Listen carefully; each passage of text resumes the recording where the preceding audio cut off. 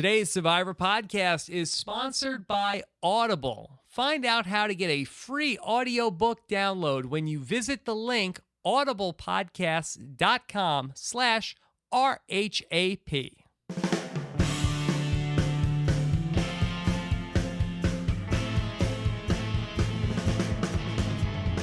Coming to you live from my apartment. It's Rob Has a Podcast. And now, here's the guy who knows the nickname Serenity now means insanity later, Rob Cesternino. I know that happened to my friend Lloyd Braun. How's it going, everybody? This is Rob Cesternino, and we are coming back at you.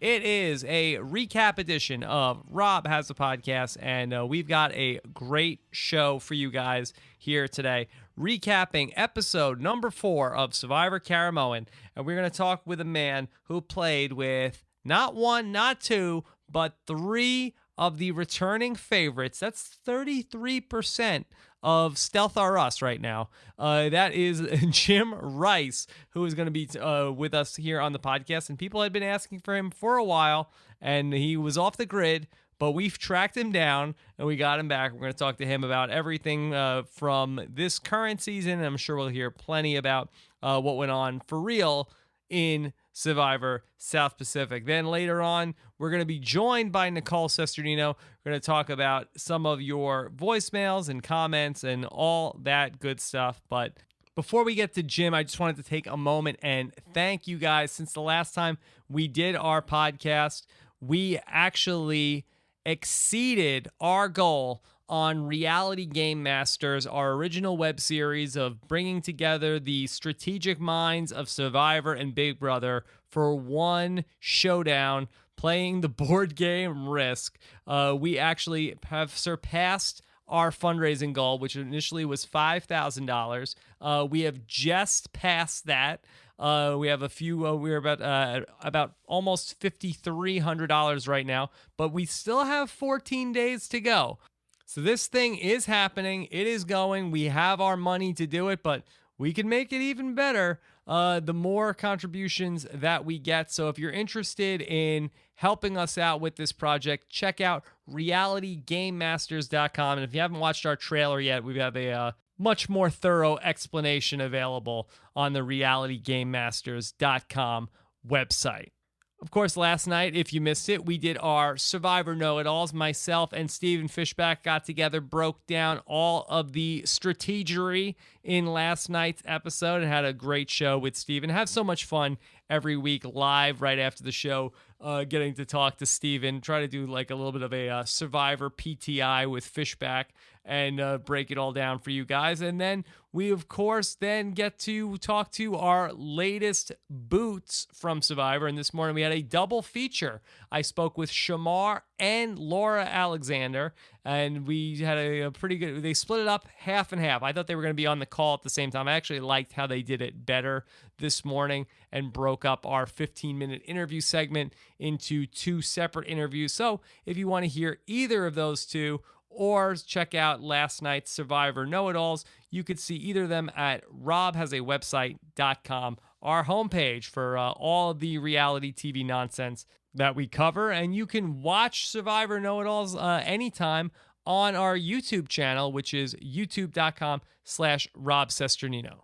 All right, everybody, let's get into it. I have our guest today here on the line. He is a man from Survivor South Pacific, and I thought right after Survivor South Pacific we were going to have this guy on the podcast a bunch, and then we didn't hear from him. You guys asked for him repeatedly. I said, okay, we gotta get him on during Survivor Caramoan. Here he is. It's Jim Rice. Hey, what's going on, Rob? Jim, how are you? Couldn't be better. Jim, I thought you were going to be a mainstay on the Survivor scene after your season, but I feel like you went off the grid. You know, I don't think I had missed a season up until ours, and then I watched ours. I really couldn't watch much of the 2 seasons after, and it's really hard. It's amazing how much Survivor becomes part of your life and how much you think about it. I mean, I literally think of the game every day. Yeah. And it's been a couple of years. It's one of the 2 recurring dreams that I have. Is still dreams about Survivor or just waking up, laying on bamboo. It's amazing how much it still is ingrained in my head. So did you get burnt out after South Pacific? No, I didn't get burnt out. I had a ton of fun.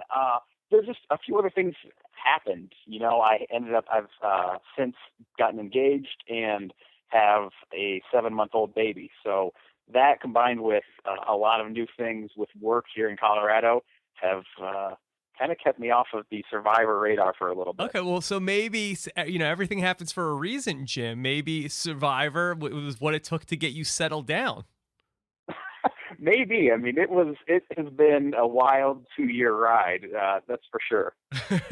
All right. So let me ask you. So this recurring dream that you keep having. So where is it?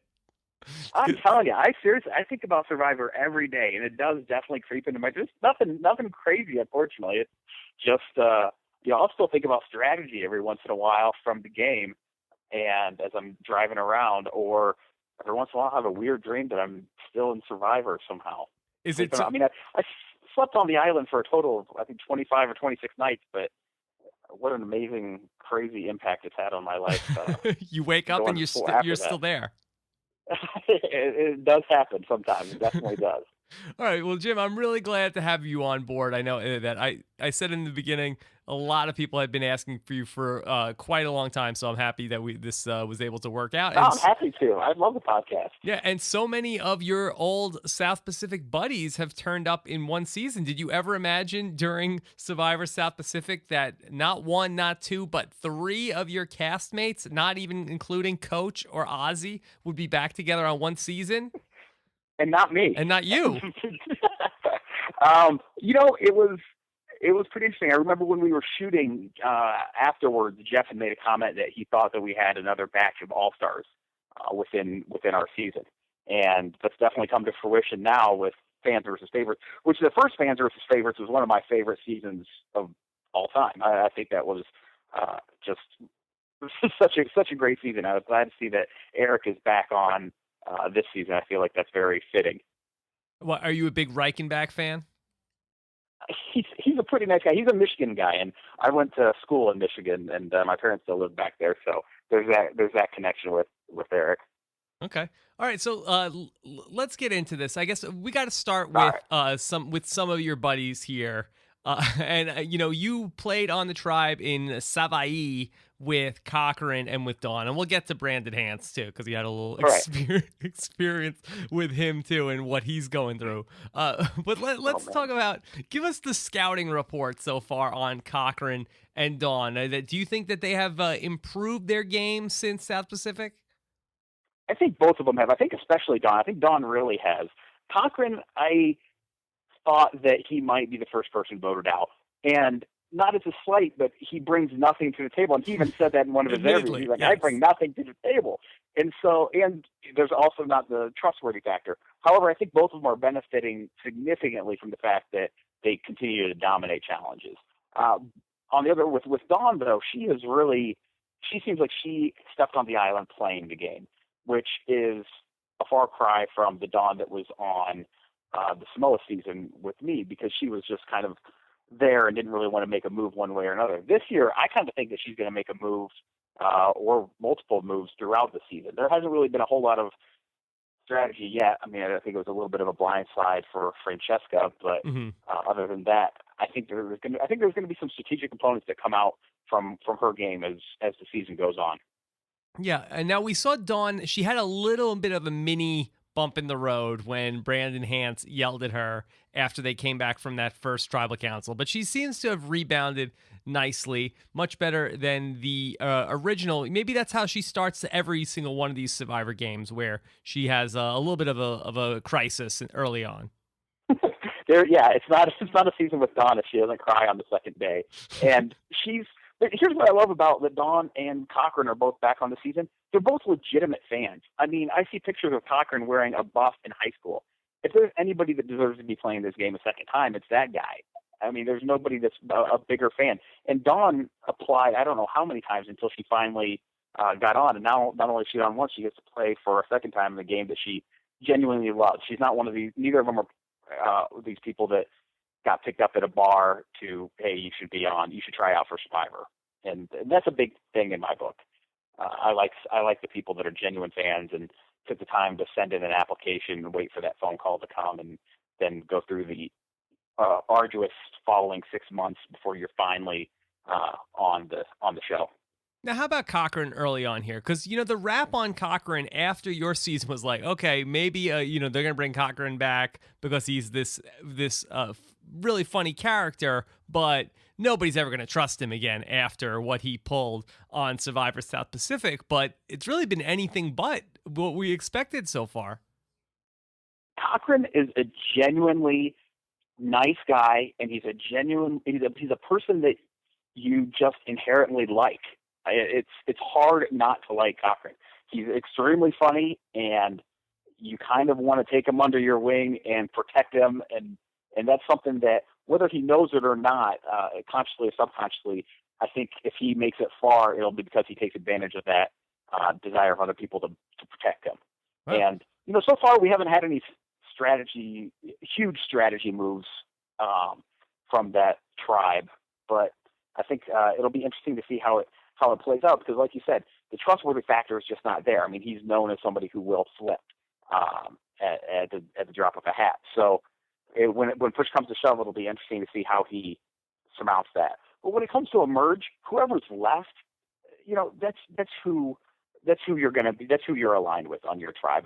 Even with the fans' tribe, as you look at Rena last night, and they were trying to dig at his loyalty. Hey, it doesn't matter who's left. Whoever those 5, 4, 3, however many people make it to the merge, that group is going to be tight. Doesn't matter if they were pre-merge or not. So I want to stick with the favorites tribe for a minute here, and then we'll get to the fans in a little bit. I thought that our friend Stephen Fishback had a pretty interesting observation in his People blog today, that he basically said how the favorites are sort of like, they're making all these jokes to the camera, and it seems like, they're all having such a good time, and Philip is coming up with wacky nicknames for everybody. And he said it's almost like an episode of The Office where they're all sort of like in on the joke and winking and doing all this stuff with the camera.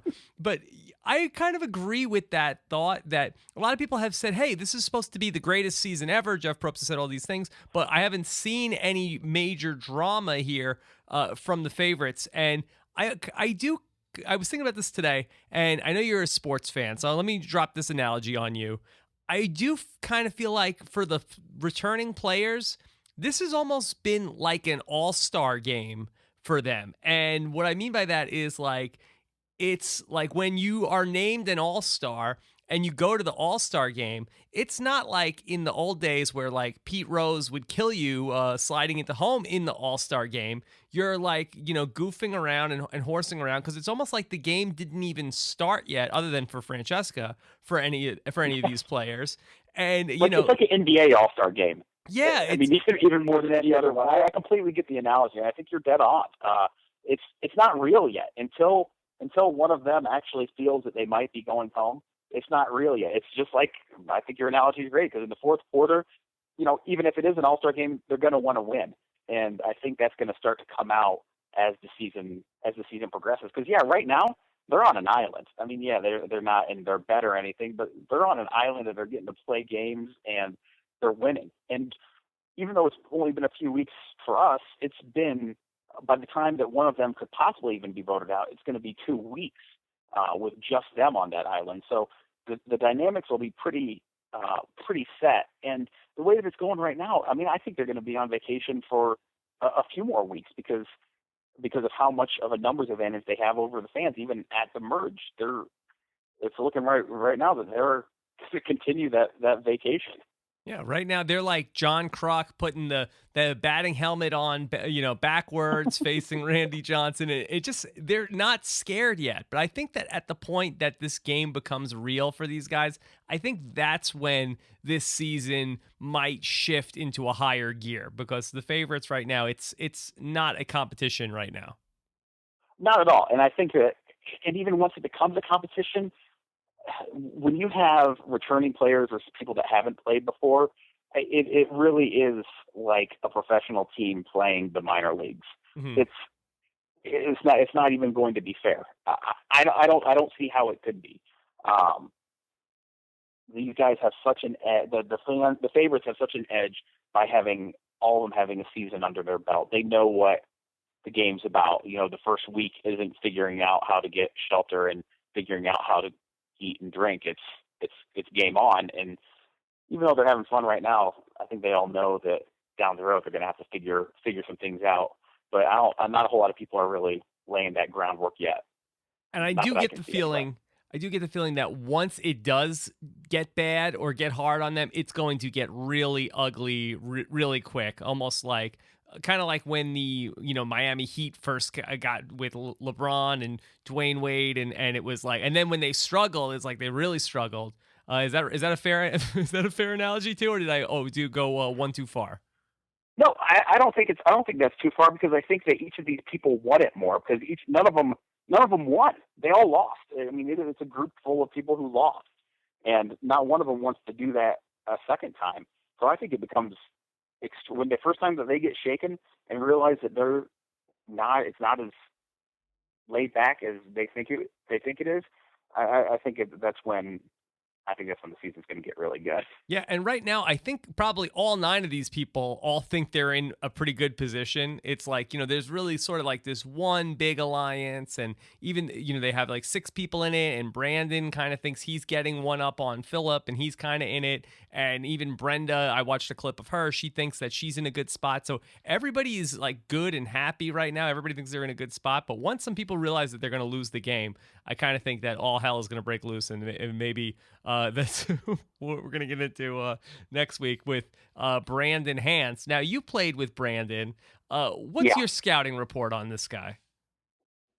Brandon's a young dude, and I think it really shows in certain instances. And I think that we're starting to see it. We're starting to see it now. He's a young guy who I think has, at his core, has a very good heart, but he also has this Hantz name that he's either trying to avoid on some days or live up to or surpass on other days. And you never know which Brandon you're going to get. It's definitely two different people. And I think that we've had glimpses of the crazy Brandon already this season. And it looks like next week might be a really good episode for us to watch crazy Brandon. Yeah. Do you like the tattoos that Brandon has gotten since you played Survivor with him? He got one of those in Samoa with us and I've never seen anybody in more pain, because they actually didn't do it with a tattoo needle. They did it with old school tattooing. They did it with a hammer and a spike, the one that's on his neck. So I don't know. I'm not a big tattoo guy, but that's just me. To each their own. Yeah. Yeah, that's right. You were there on the jury there in Samoa, sitting there watching as Brandon Hantz gave his necklace to Albert. Gave away $1 million. There really wasn't enough analysis on what really would have happened if he would not have done that. Because enlighten us. If he's sitting there, and I have to remember the facts right, but he's sitting there with the necklace. And they were going to vote out Albert that night, I believe, which would have left Coach, Sophie, Brandon, and Rick. Now, the next time, no matter what happens, they're voting out Rick, because there was no way that anybody was going to let Rick come to the final 3. He was just far too likable, and he still is. He's a wonderful human being.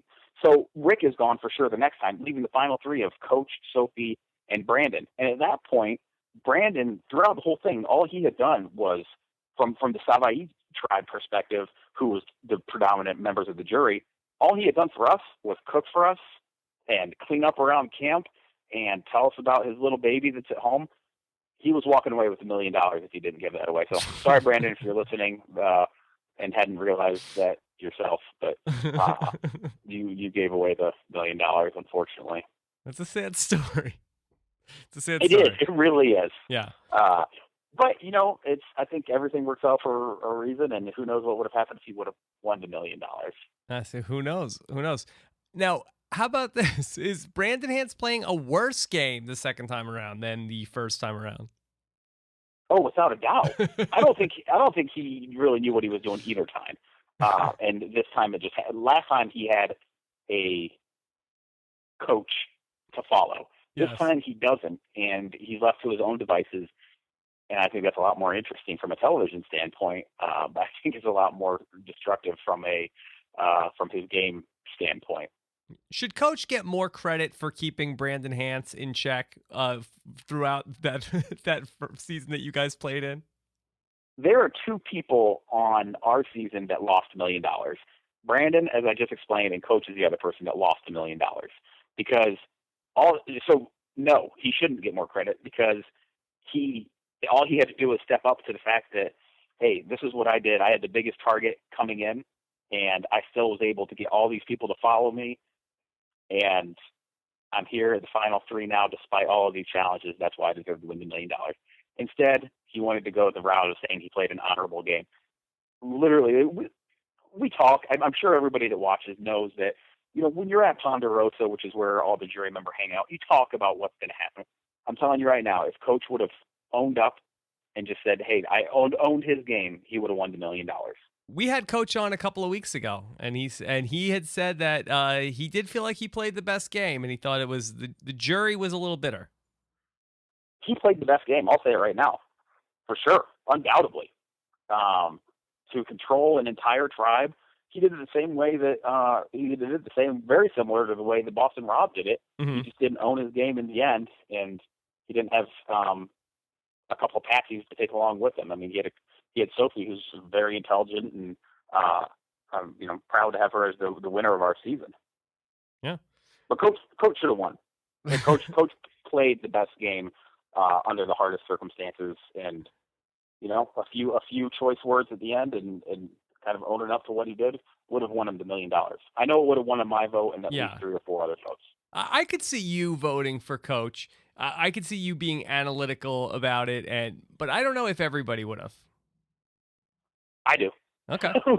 We've talked about it. We've talked about it a number of times with a lot of the guys. I know that they would have voted for Coach if he would have owned his game. How dare you, Jim Rice, imply that you know what was going on your season better than I do? I podcasted about that whole season, Jim.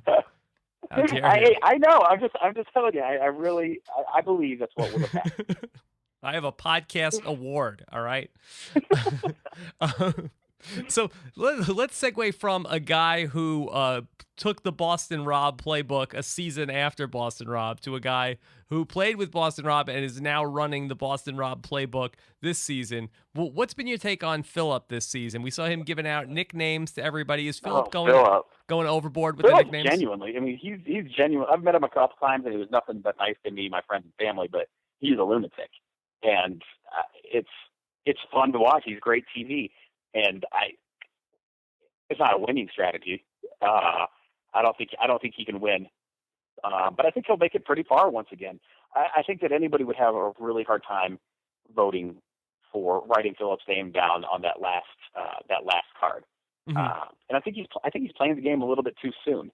Whereas, people like Cochran and really Eric and a lot of those guys are really just laying back and not being the main focal point because they know they don't need to. And I don't have the discipline to do that. If I ever play again, I couldn't do it. You can't not be yourself. And I know that I would be loud and have a target and be that guy. But those guys are laying low and they don't need to play the game yet. They're all pretty safe.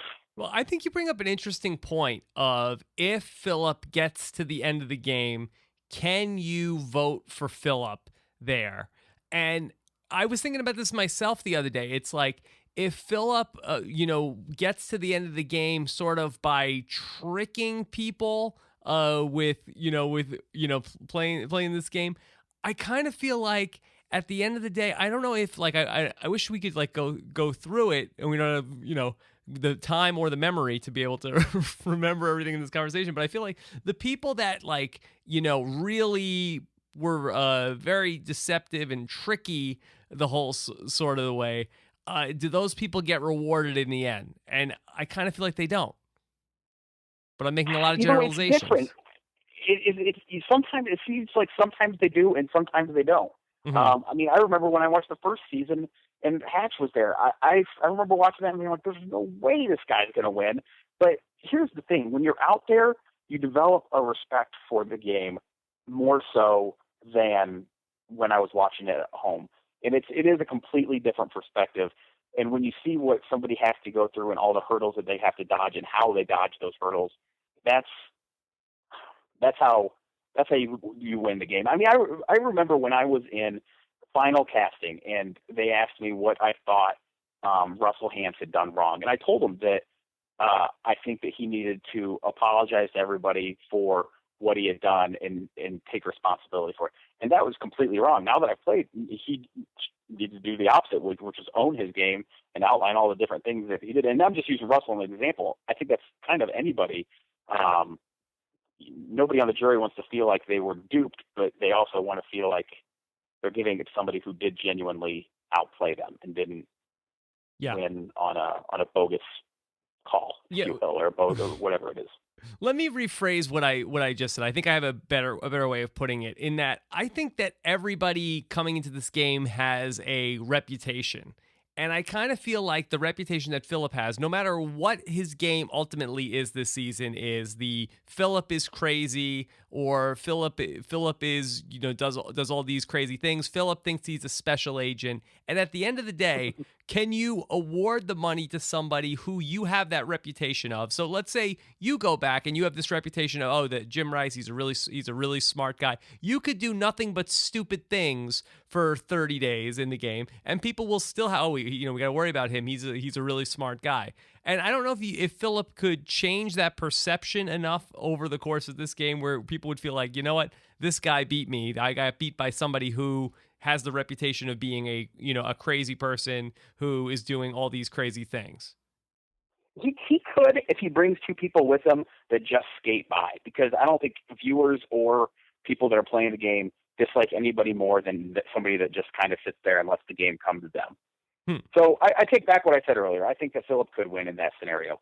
If he took two people that kind of were just there and didn't do anything except for hang out, I think that Philip could win. Yeah. Because I know that that's a type of person that I would give my vote to. Okay. Yeah, and like we're saying with Coach, a lot of it comes down to that speech. But we're a ways away. We're about getting 29 days ahead of ourselves.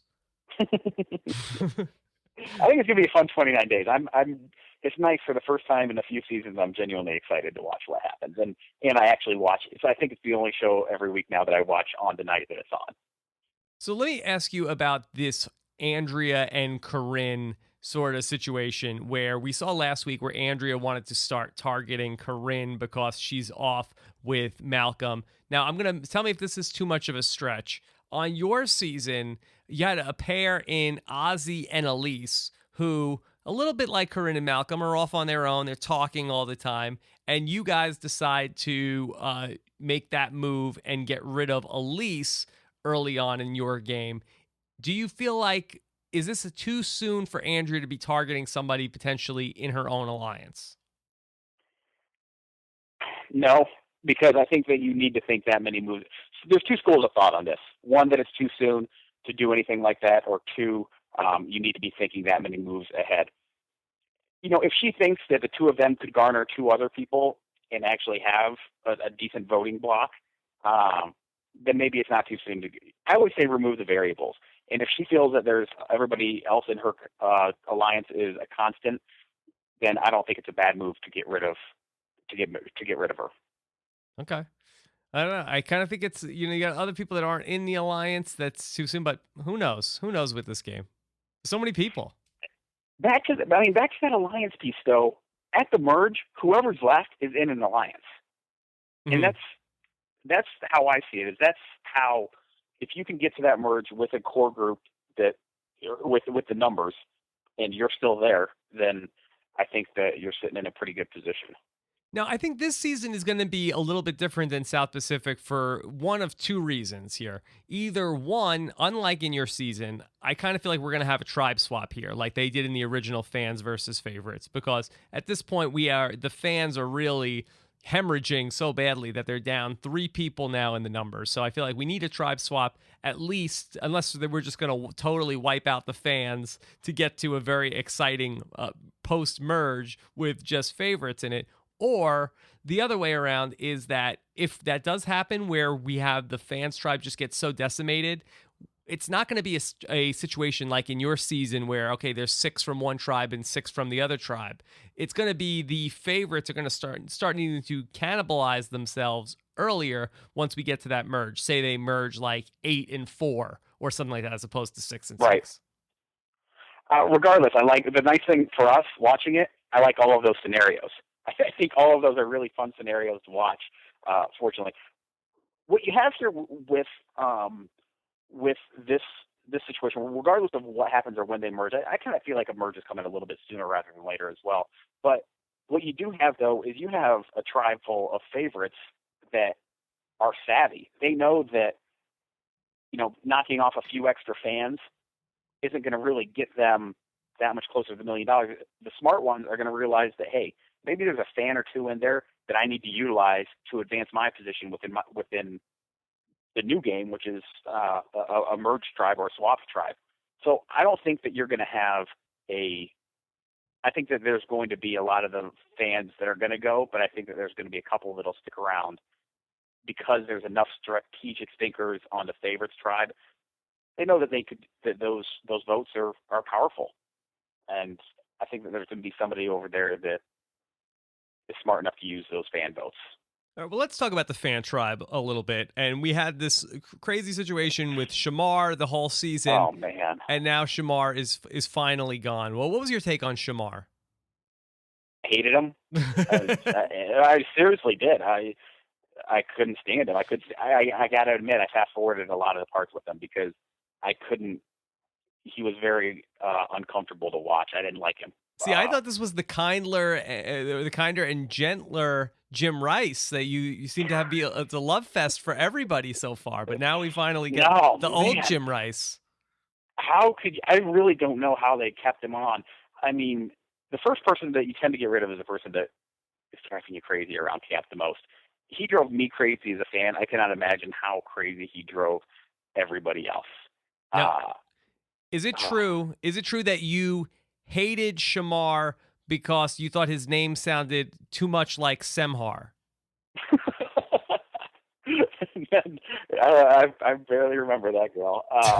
No, there's a lot to do around friggin' camp, and to have somebody sitting there on their butt is just so unnerving to everybody else. I couldn't believe it.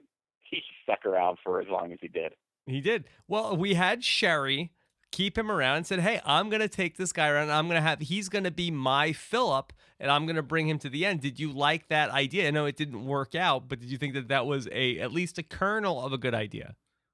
I like that idea. I personally don't have the discipline to do it. I love the idea. If you can actually do that, good for you. But he was beyond a Phil. Philip's enjoyable, at least, and comical from time to time. It's entertaining on an island where you have no entertainment aside for a game that you play every 3 days. Mm-hmm. Shamar's just abrasive and annoying, and it's just, and not in a good way. Sometimes you have those people that you don't like that are fun to watch because you want to see what happens.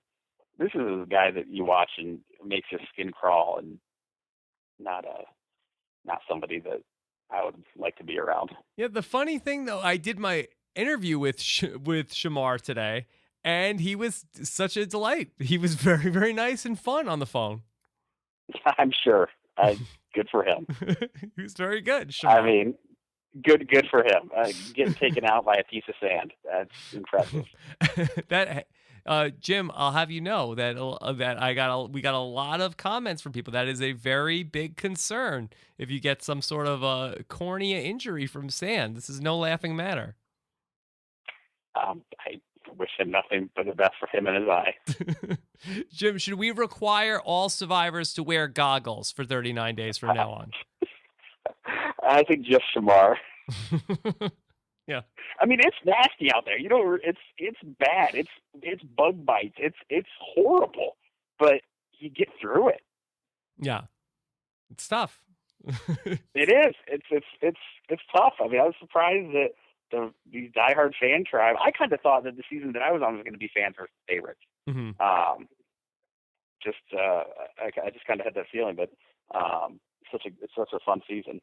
All right, so Yeah, I don't think the fans have a whole lot of hope unless somebody on the favorites tribe throws out an olive branch and utilizes one of them in some type of plan, which would be fun to watch. I hope something like that does happen. Yeah, whatever one is going to sell out the other fans, they will go further than the other fans. Then they'll come in like fifth. They'll be like, come in like in the Eric or Natalie Bolton spot, and it'll be a bunch of favorites that get to the end. But whatever, gives the favorites the numbers they need to get rid of the other fans in the short term, then that person will go on for a little bit.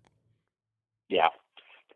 Survivor has a tend to ebb and flow and even itself out, so I have a feeling we'll see some evening out here pretty soon, but maybe not. All right, so this is something that I think you'll have a interesting take on. So the fans went to Tribal Council on the last episode, and they had to make a decision here. We have these two strong guys, Reynolds and Eddie, and they're doing great in the competitions, but the fans keep on losing. So they have to make this decision.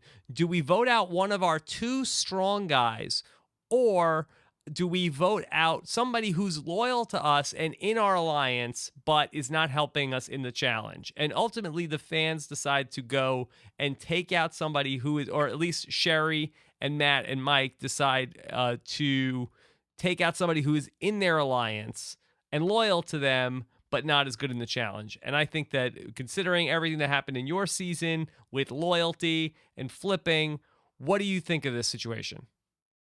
I think it's 100% the right thing to do. Oh. Because we're at a stage in the game that if you don't win a challenge, you guys are going to get steamrolled anyway, and your little alliance of 4 people isn't going to mean anything against an alliance of 7 people that would just steamroll you. You need to win 1, 2, 3 in a row to kind of get this thing back to even. And it was, I look at it this way. The downside to getting rid of her really isn't there, because what would the downside be? You're losing somebody who's loyal. Well, those, like I said before, Reynolds going to be loyal if you guys go to a merge and it's advantageous to him. Mm-hmm. He's going to stick with you guys. So you get that same, maybe not a 10 out of 10 in terms of loyalty, but you're getting an 8 out of 10 there, and a solid 8 out of 10 in challenges. Where her, you get a 10 out of 10 in loyalty, but you get about a 1 out of 0 out of 10, maybe the worst of all time in challenges. So when you look at it that way, I think it was the right move at this stage in the game. If they were going to the merge and it was 6 and 6, or something along those lines, where that loyalty meant more. But at this stage of the game, they gotta win. Their backs are against the wall. I think it was the right choice to get rid of her. I think it's a little bit too little, too late. I think they should have done something along those lines last time too, but I guess they did.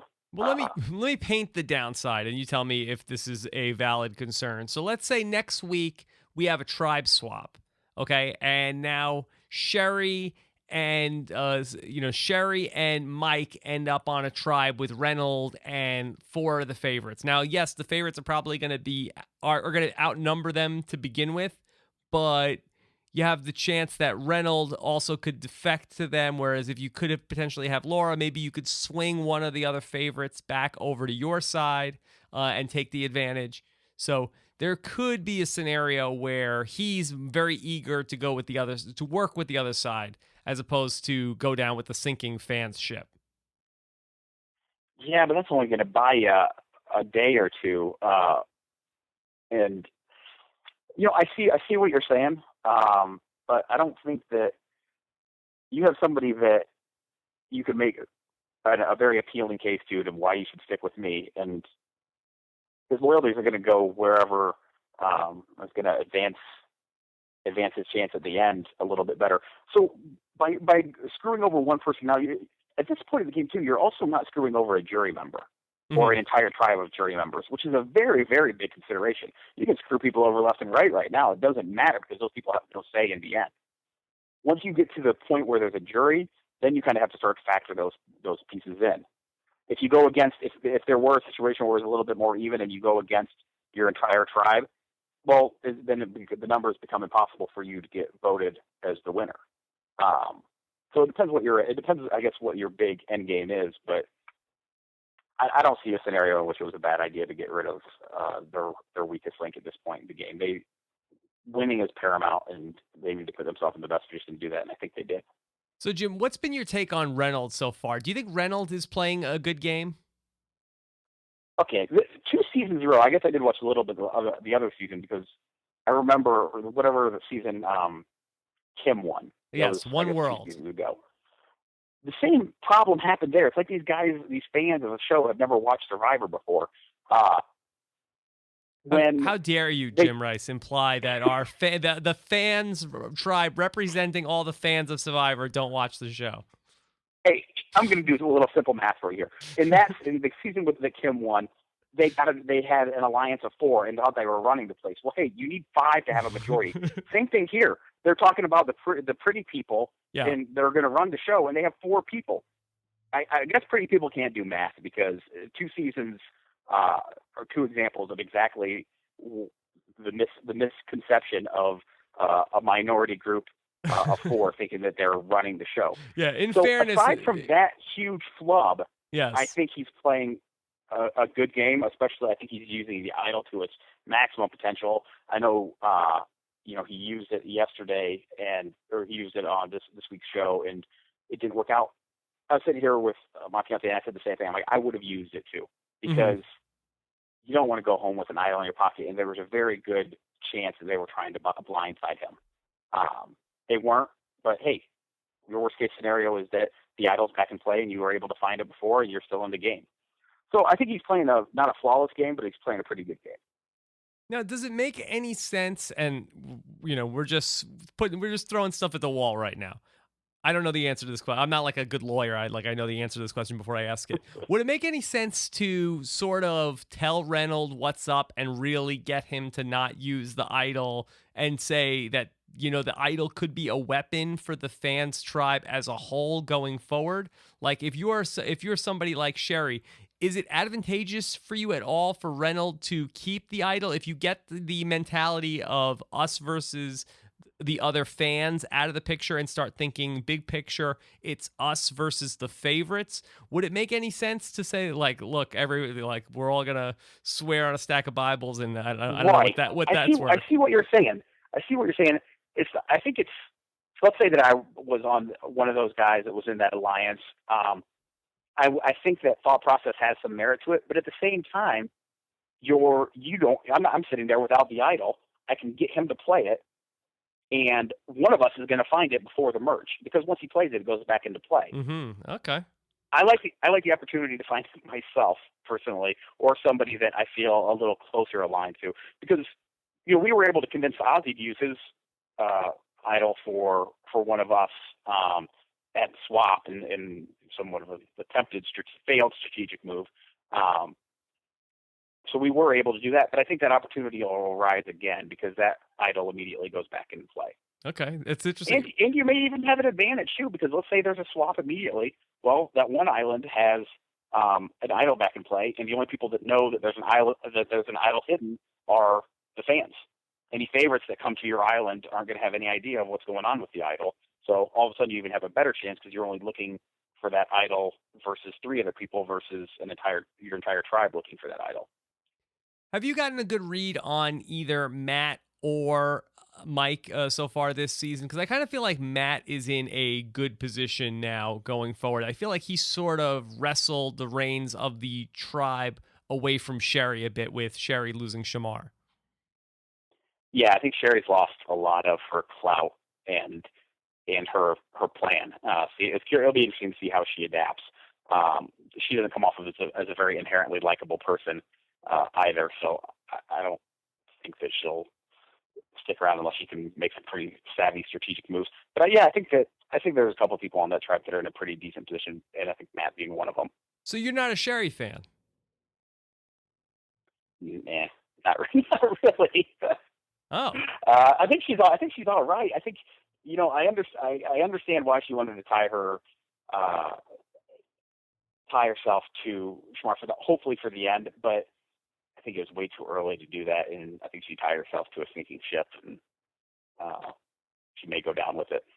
All right, Jim. So let's get into some of these questions because a lot of them are about this season, a lot of them about your season. So could take us in a few interesting directions. Gary Drizlinski, he's got the first one. Of course, these come to us on our Facebook fan page. You can get to that at facebook.com/Rob Has a Podcast. Gary Drizlinski wants to know who has the best poker face this season and who isn't playing with a full deck. You see what he did there?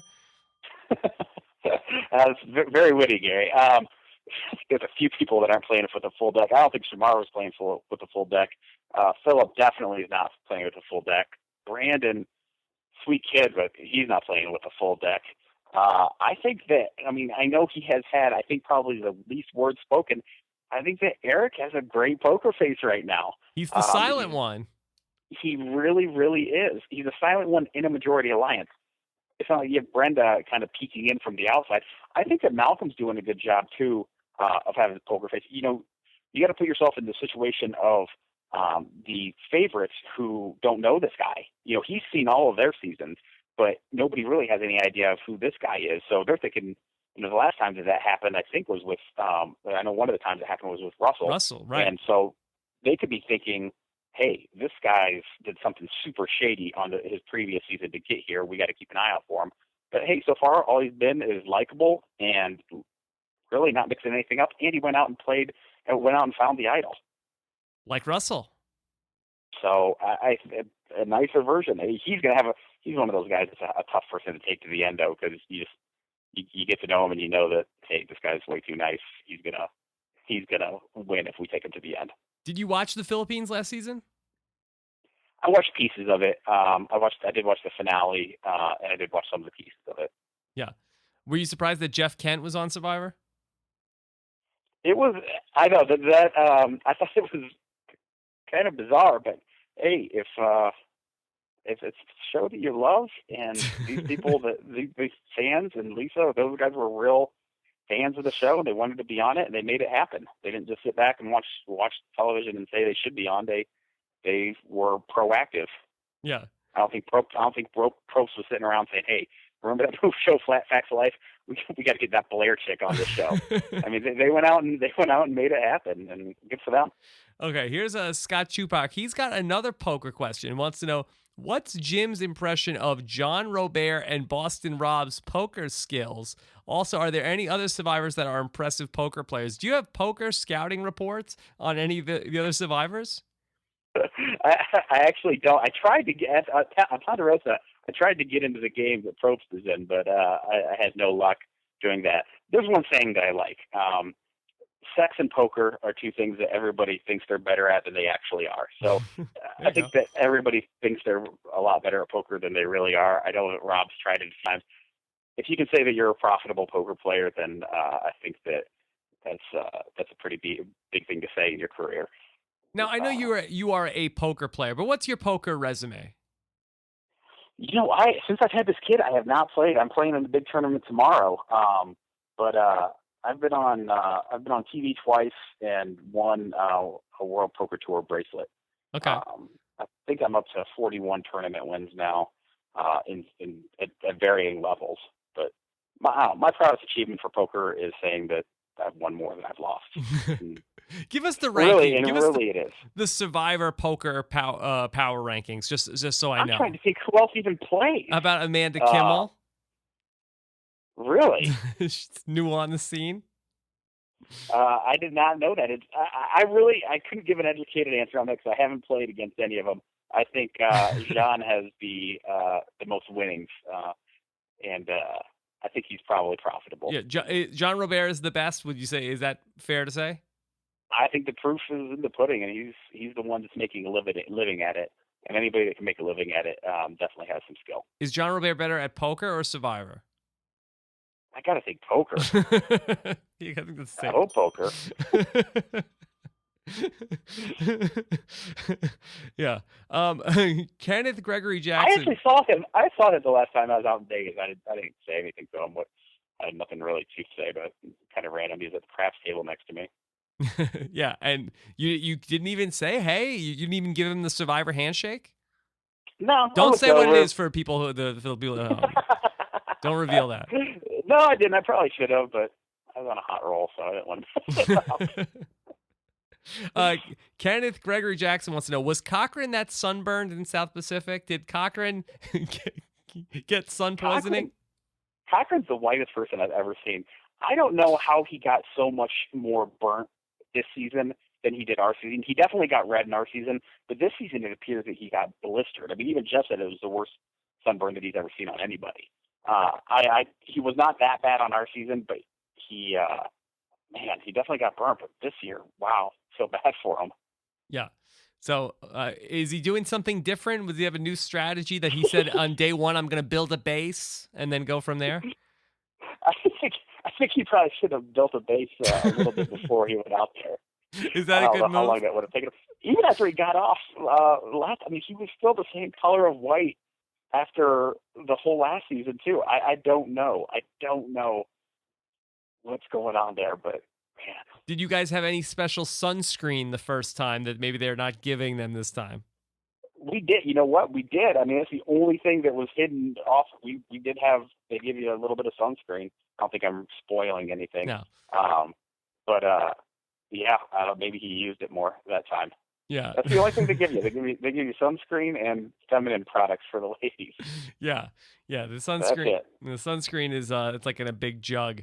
And yeah. and you can't really, and I would get in trouble because I would like try to rub it in, rub it on my face, and I'd have like, you know, splotches of it, like look like Baywatch, and I said, well, I don't have a mirror, so how am I supposed to get this right? Exactly. All right, so Matthew Wojis wants to know, did Brandon ever pee in the rice, pee in the beans, burn down the shelter, and or throw out the rice during your time with him? No, he had coach keeping him in check.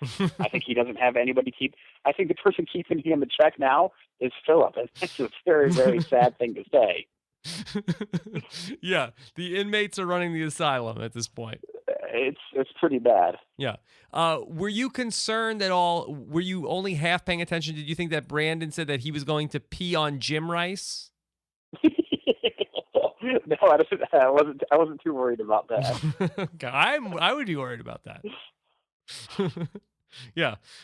Brian Edwards wants to know, would you go along with Stealth or Us, or would you try to break that up? What would happen, Jim, if Philip came along and gave you a Stealth or Us nickname? What would be your Stealth or Us nickname?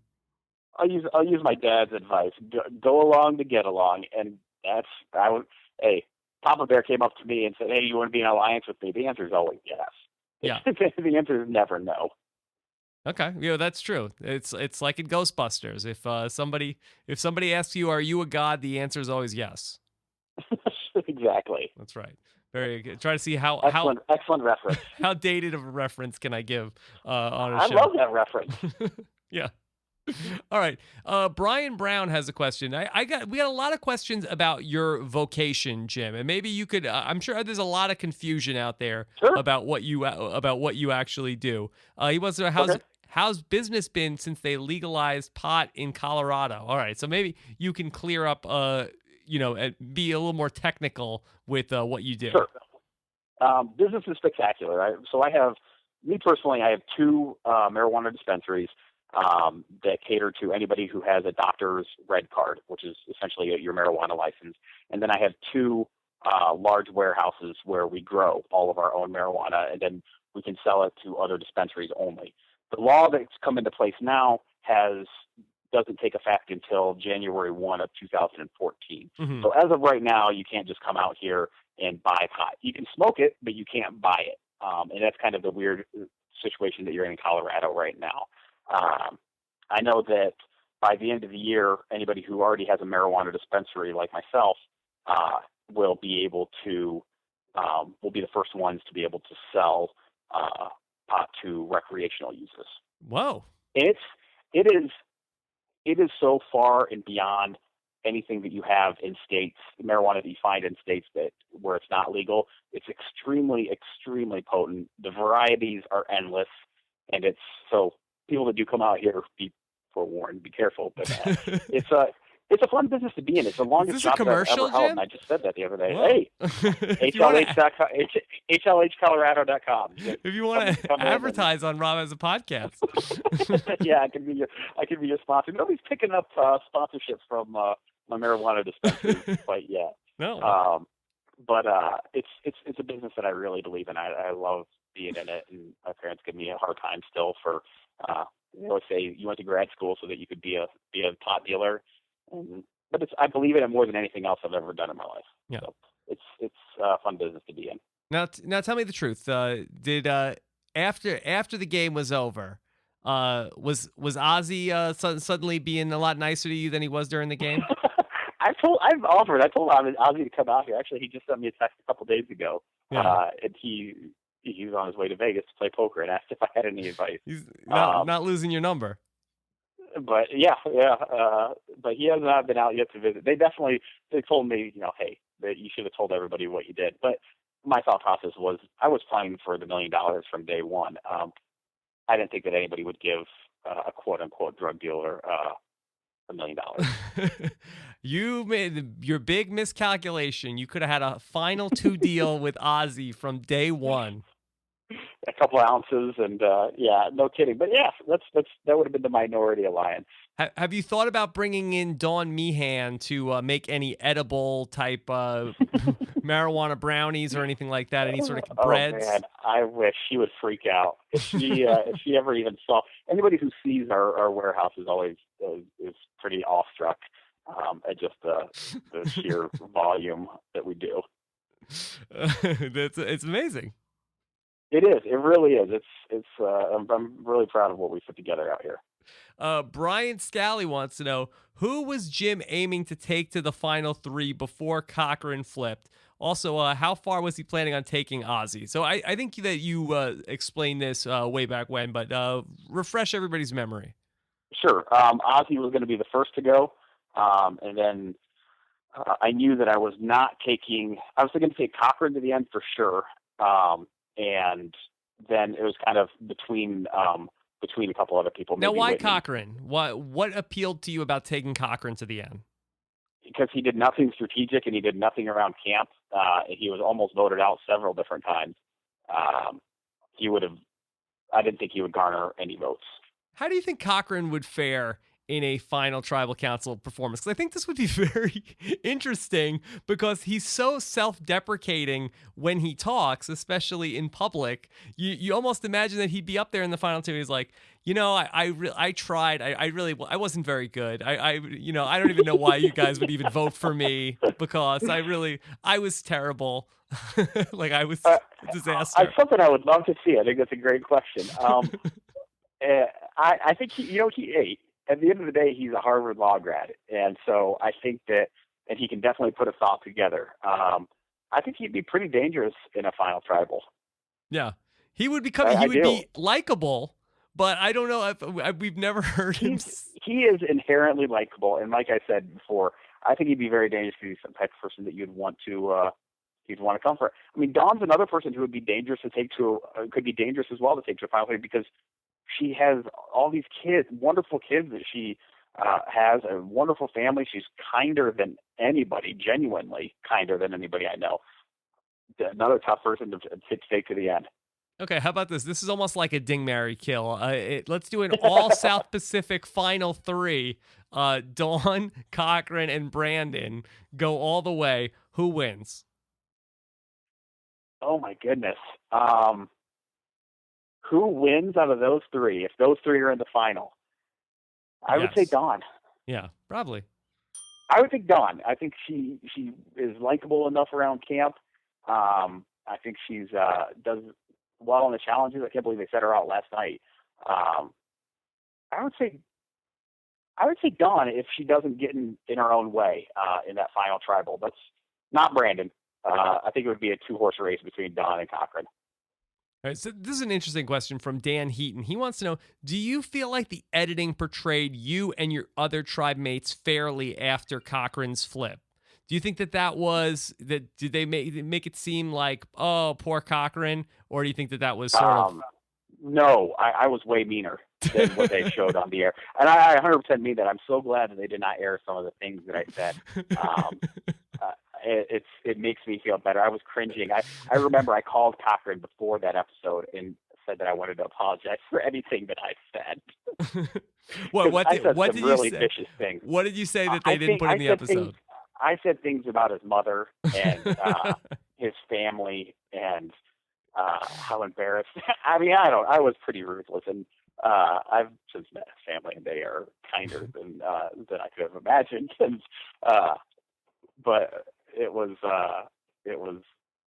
I remember that very vividly. He recently apologized to me for flipping, and I told him. I told him for verbatim. I said, not verbatim, but I told him, you never ever have to apologize for that, because I've never been happier in my entire life. And if I would have went on to win, I may not have been at the mall the one day that I was returning my hat and met my now fiance and mother of my child. And I 100% mean that. So I didn't care at all. Yeah. Oh, that's good. And before too long, you're gonna have $1 million in marijuana money. So look at you. You're gonna win. You're gonna win. I'm not complaining. I like where I'm at. Yeah, that's good. It's good. That's what Keith is the one that'll get going. Keith is the one that that Cochran. And he'll be the one that still gets real upset. And all I tell him is, I'm like, hey dude, you're 6'4", you have a 6-pack, and you are engaged to Whitney. I'm like, I feel zero sympathy for you. Yeah. I really do believe that the key to not having any sort of bitterness after Survivor is having some success with something. That's really what it comes down to. I think you're 100% right. So let's talk about Keith and Whitney here. They are engaged. Yeah, Are you going to be in the wedding party for Keith and Whitney, or you have not been asked yet? I've not been asked yet. I know him and Whitney are coming to visit me, and I'm going to be in Florida for a month. They're coming down for a long weekend. And they've been out here to Denver a couple times, and I've been to Nashville, and I know they're getting married. I don't know what they're getting married next year, but no, I'm not in the wedding party as of right now. As of right now, yeah. Now, what is Savaii a very close knit tribe even after the fact? I think the people that I've seen have been Keith and Whitney and Dawn, and kept in touch occasionally with Cochran. I talked to him more during the season, and I think it's the occasional random text from Ozzy on random trips to Vegas. What about Papa Bear? Any sign of Papa Bear? Oh, he'll shoot me an email, a really nice message every once in a while. He congratulated me on the birth of my son, and he sent me a couple of nice messages along the way. Yeah. There's people that stay more entrenched than others, and I guess being not on one of the coasts where the concentrations of Survivor individuals are, I kind of don't get to see everybody quite as often. And being engaged too, I don't go to the events. I mean, if I were single, I'm sure I would. Yeah. It's not something that I'm drawn to. Yeah, and you should stay away if you want to have a happy marriage. That's right. Yeah, it's not that appealing. I don't feel like I'm really missing out on that. Yeah. Now, Jim, what if your son said to you one day, Dad, I want to be like you. I want to grow up and be a survivor. Would you allow him to pursue that quest, or you tell him that son, you're better than that? 100%. Why not? Yeah, do it for sure. I think that's one thing that I learned a little bit later in life that I wish I would have kind of grasped onto earlier, which is go for it. Ask for something. If you don't ask for something, you're not going to get it. And I was kind of thinking to that one day when I decided to get my video camera out and do an application for Survivor. And so why not? I mean, I think that philosophy has gotten me pretty far in life, and I kind of wish I would have grabbed onto it a little earlier. So yeah, for sure, do it. I'd push it 100%. How many times did you apply before you got on the show? I did only apply that once. Oh, that's all it took. The only other show that I applied for, The Apprentice, once when I was the first season when I was too young to be on The Apprentice. But I still made it very far in the casting process. You could have been there with Omarosa. I could have been. That was the season that's the only thing I ever tried. And they they actually called me and asked me if I would be interested in Survivor, and nothing ever came of it. And 6 years later, I just started.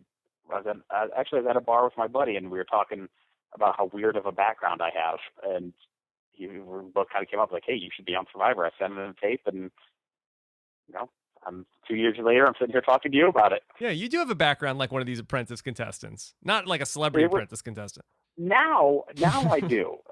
When I first tried out, I didn't quite have a couple of the more interesting tidbits in there, but now it's a pretty interesting background. Yeah. Do you watch the Celebrity Apprentice? I did. I had kind of given up on that show. And then the fiance wanted to watch it, so I'm like, all right. Okay. I hate that word fiance too. I just think it sounds so pretentious, but it does. I love her, so I'll say it. Yeah. But yeah, I like it. I like Survivor. I thought that was pretty good. I think it was going to be pretty interesting this season. I can't believe that they fired Brett Michaels over. Spoiler alert! Spoiler. What? Yeah. Hey, there is a rule in this. You literally have 4 days to watch, and we're on Thursday. I can say it. If you haven't gotten to it yet, it's your fault. Then again, don't spoil The Walking Dead for me because I haven't watched this last week's one yet. Well, I'm a whole season behind on you, so we won't even get into that. So Jim, maybe would you do a Celebrity Apprentice podcast with us down the road in a couple of weeks?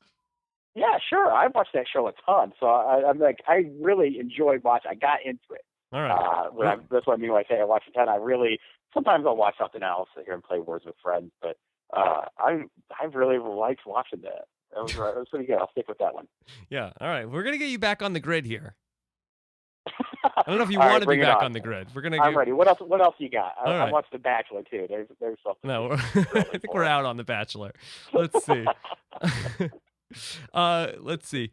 How about here's a question from Nicole Troyer. She wants to know, who would you want to work with if you were there instead of, say, Brandon? Let's say they filled in the South Pacific quota and put you on instead of Brandon. Would you be looking for revenge, or would you take a back seat to the game at hand? Who would you're on that favorites tribe now. Who are you working with? That's tough. You said something there that I had to actually think about in the past year, is if I were on the season with Cochran, if I could put my feelings aside about wanting revenge, it would be tough. I think immediately you have a rapport with the people that are on your tribe. So I probably would team up with Cochran and Dawn. With Cochran and I both knowing that we both want to blindside each other, and whoever's going to get there first is going to be the victor. But I think those are both pretty good people to team up with. You want to team up with people that are stable, that are a constant, that you know what they're going to do, and that can be convinced to go a route that you'd want to go. I think Malcolm would have been a great person to team up with too, because he was the only person that really didn't he was the unknown quantity, and he was kind of looking for a branch to hold on to. I think he would have been a great person to team up with. Yeah, he has more to lose than you do. The whole Francesca and Philip thing is a little bit like that, where they just could not work together, and that did not pan out. You're laughing. She tried. I'm just laughing because the poor girl. This is what I mean. I know as a viewer, you look at it, you're like, "Oh, this poor girl got voted off twice for time." But as a viewer, you don't realize what arduous preparation goes into this. Mm-hmm. I mean, you are vetted. You're taking these enormously, even the second time that you're on, you're taking enormously long 4-hour exams, physicals, flights for to be interviewed again. All of it leading to one moment where you get voted off on the first tribal council. It is so painful, and I've heard nothing but nice things about Francesca, but that's tough. That's a tough one. I laugh. It's funny. All right, this is a good one from Brandon Glenn. He wants to know, ask Jim if he would give Brandon some of his medicinal marijuana to get him to chill the F out. Would you say that would be a good idea for Brandon Hantz? I don't know anybody who needs it more. I think that it would really it could help him. I think it could help Philip with his multiple personalities. I think it could help both those guys. What about Shamar? Could it help Shamar, or that would make him sleep in the shelter more? Dude needs it. He has. I'm diagnosed with him with post-traumatic stress syndrome, and anything else that wants to go along with that. Who else could get a doctor's note here with the rest of this cast? Oh, so I don't think there's anybody that couldn't benefit from some of the medicinal marijuana. I have a feeling that Eric has partook on more than one occasion already. During being the in Michigan, season? I'm guessing that he has his license. He may have found a plant. If there's a plant on that island, he would have found it, or Ozzy would have found it. Is it On our possible season. that Tata, the Bushman, may have brought some medicinal marijuana? Oh man, he might have. Somebody should have hit him up for some. That's for sure. Yeah. He may Okay. have slipped something in their rice. Yeah, he may have. Mike Scow wants to know: would you sign a Jim Rice Boston Red Sox jersey? Would you do that? Yeah, I definitely would. I actually collected Jim Rice's baseball cards growing up. I like the novelty of it. Michael J. Clark wants to know: have you ever picked up a girl at the bar by saying that you're Seth MacFarlane? Has people say that you're a Seth I've MacFarlane gotten look-alike? that a lot. I have gotten that a lot. No, I have not. I've only picked up girls at the bar saying that, hey, I was on Survivor. Well, did anybody give you any hell over the Oscars and people felt like you did a bad job hosting? No, I wish I had his money. I like it. I thought it was a great outfit, actually. I thought it was pretty funny. Yes. So Michael J. Clark wants to know, were you more pleased with the inclusion of your mesmerizing, not hypnotizing soundbite or your Baba Booey? Now, you did a Baba Booey on Survivor? Yes. So few people realize this. Gary from the Stern Yes. Show recognized it, and he thanked me. But a funny story about that I actually never had a chance to tell. I would Baba Booey at the end of every challenge or during the challenge or whenever the camera was on me and I thought that they couldn't edit around it. By day 20, Jeff had gotten so sick of it, he had all of the producers individually come up to me and say, no more Baba Booies. And the one that finally got on the air was after I won individual immunity. I got a Baba Booey on the air. Wow. Now, I'm surprised because Jeff is a big Stern fan, right? I even said that to him before jury. I'm like, hey, are you going to at least allow one of my Baba Booies on the air? And he said that he's a huge Stern fan. He hosts the celebrity super fan roundtable for Howard Stern. And he said that it wasn't up to him, even though everything is up to Jeff. Yeah. I don't Hey, think he it likes made it on there. Yeah, I don't think he likes that kind of stuff. He doesn't. He fucking hated it. Oh, can I swear? Yeah, that's fine. He hated it. You could even Baba Booey. I'll do it at an opportune moment. All right. How about this is from. Now you're just waiting for me to do it. Yeah, now we're waiting. Baba Booey. Yeah, no, and does he still watch Survivor, Baba Booey? Yeah, he does. Yeah. As of my last season, I haven't talked to him since a few months after that. But yeah, as of that time, he did. Yeah, I actually was on Stern when I got after the Amazon was over. We were on there. And really? That was they used to have the survivors on there, and that was a big thrill. And then I know Gary had come to the CBS upfronts also, and I met Gary and John Hine there as well.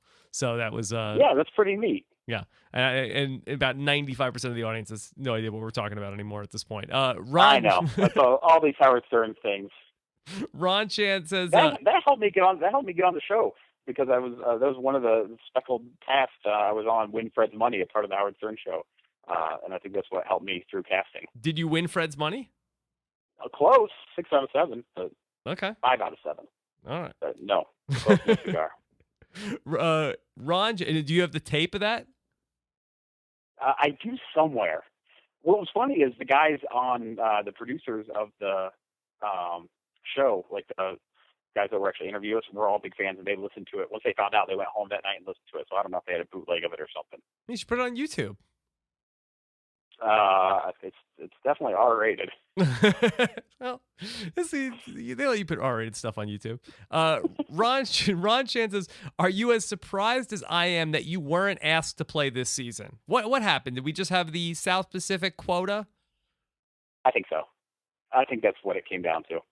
Yeah. I think if it were a different scenario, I think I might have had a chance. But fans versus favorites means you're only bringing back 9 people, and Cochran was a for sure. Yeah. No doubt about it. Well, they actually brought back 10, Jim. I don't want to get the fact checkers that listen to this podcast. Oh, yeah, I guess they did bring back 10. But yeah. I think that 3 was definitely too many for one season. Yeah, it's like we got to come up with like some bizarro universe where it's like if, it's like a butterfly effect where it's like if they decide to go instead of Dawn, for whatever reason, they say, let's go Holly Hoffman instead of Dawn here. I think then, maybe that would have been that would have changed it a little bit. Let's bring her back. Cochran is back under any circumstance, but then we say, okay, maybe Cochran and Jim Rice have a little bit of a a feud, and we're bringing back Francesca and Phillip because we like that sort of conflict, and maybe you have, I don't even know if we need to do that. Maybe they say, okay, let's get Matt Elrod instead of Brandon Hantz here, and put him in that Elrod spot. Won't do it, I guess. Yeah, so. Who knows? There's a million factors that go into it. It really is, and you never know.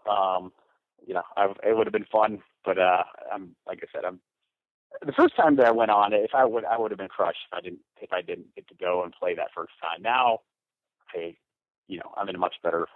I like how my life is right now. Yeah. But that being said, you can take it from me. Not everybody has a great experience when they go back a second time. Sometimes one time is enough. Don't go to the well too much. How about this? Keith Dixon wants to know, was there not a better alliance name than 3+2? Could you guys have used Phillip in there to help out with the alliance making names? I definitely needed some creativity in that. I'm analytical. I wanted to explain what was going to happen. There's these 3, and these are the 2 that I would get rid of. You needed like a whiteboard, I think. I really did. I did actually draw a few diagrams in the sand during the season, but that never made the air. Yeah. I think they already thought I was too big of a dork as it was. All right. Keith Dixon wants to know, this gets a little technical, okay? So I want to know, right. I know Savai was taking a huge risk and worried about the possibility of the merge not happening when Ozzy beat Christine at Redemption Island. But what would have been the plan if Ozzy lost to Christine, or if he lost and the merge still didn't happen, and then Savai just suffered another immunity challenge loss?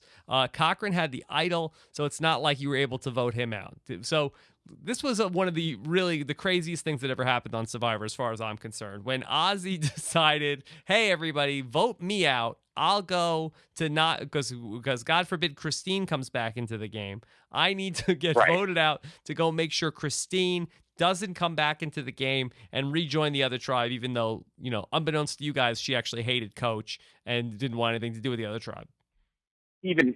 Nevertheless, if she would have went back over to them, they had a better value proposition than we did. What could we offer? We could offer her a tie in that case that she came back. Yeah. They could have offered her a guaranteed majority alliance. And you got to think, too, we also just came off of watching 2 previous seasons where one team just steamrolled the other one. So that was fresh in all of our minds that were playing the game. So we knew that the numbers led to a steamroll of the other team.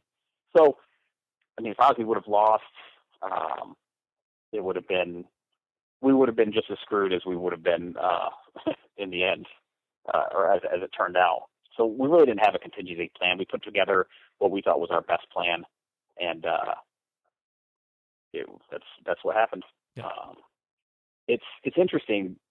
You talk about like the minutia of Survivor.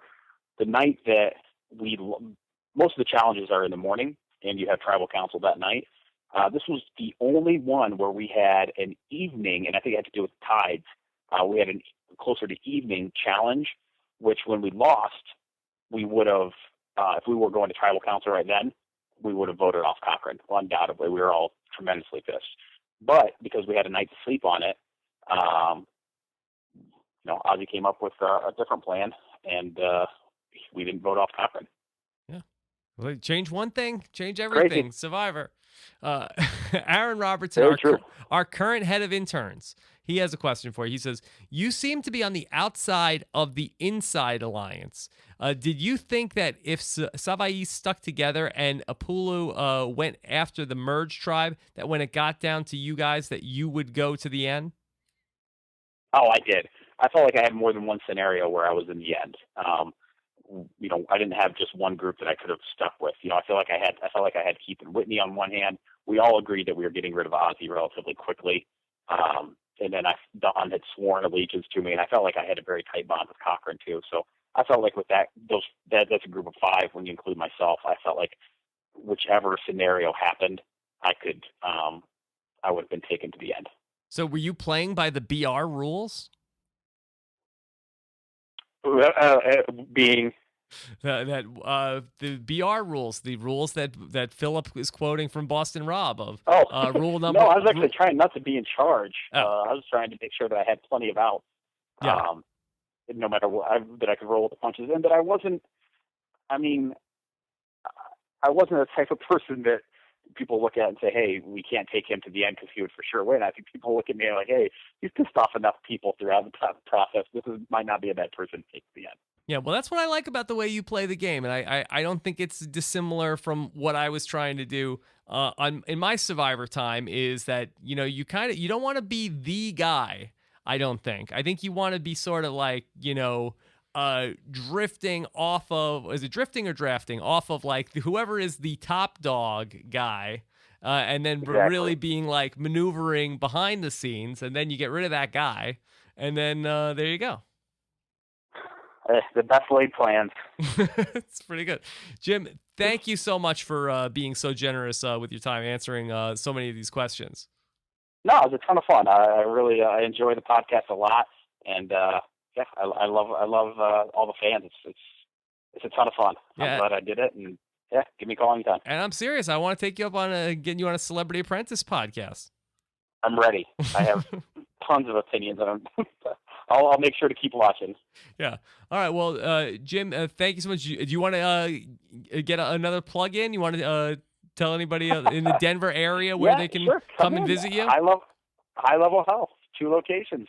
HLHcolorado.com. You can check out our website, and there's both of our locations. Both of them are downtown. Okay. Well, if I'm ever, I've never been to Denver, but if I'm ever in the area, we had a purple Probst strain of marijuana the season that I was on.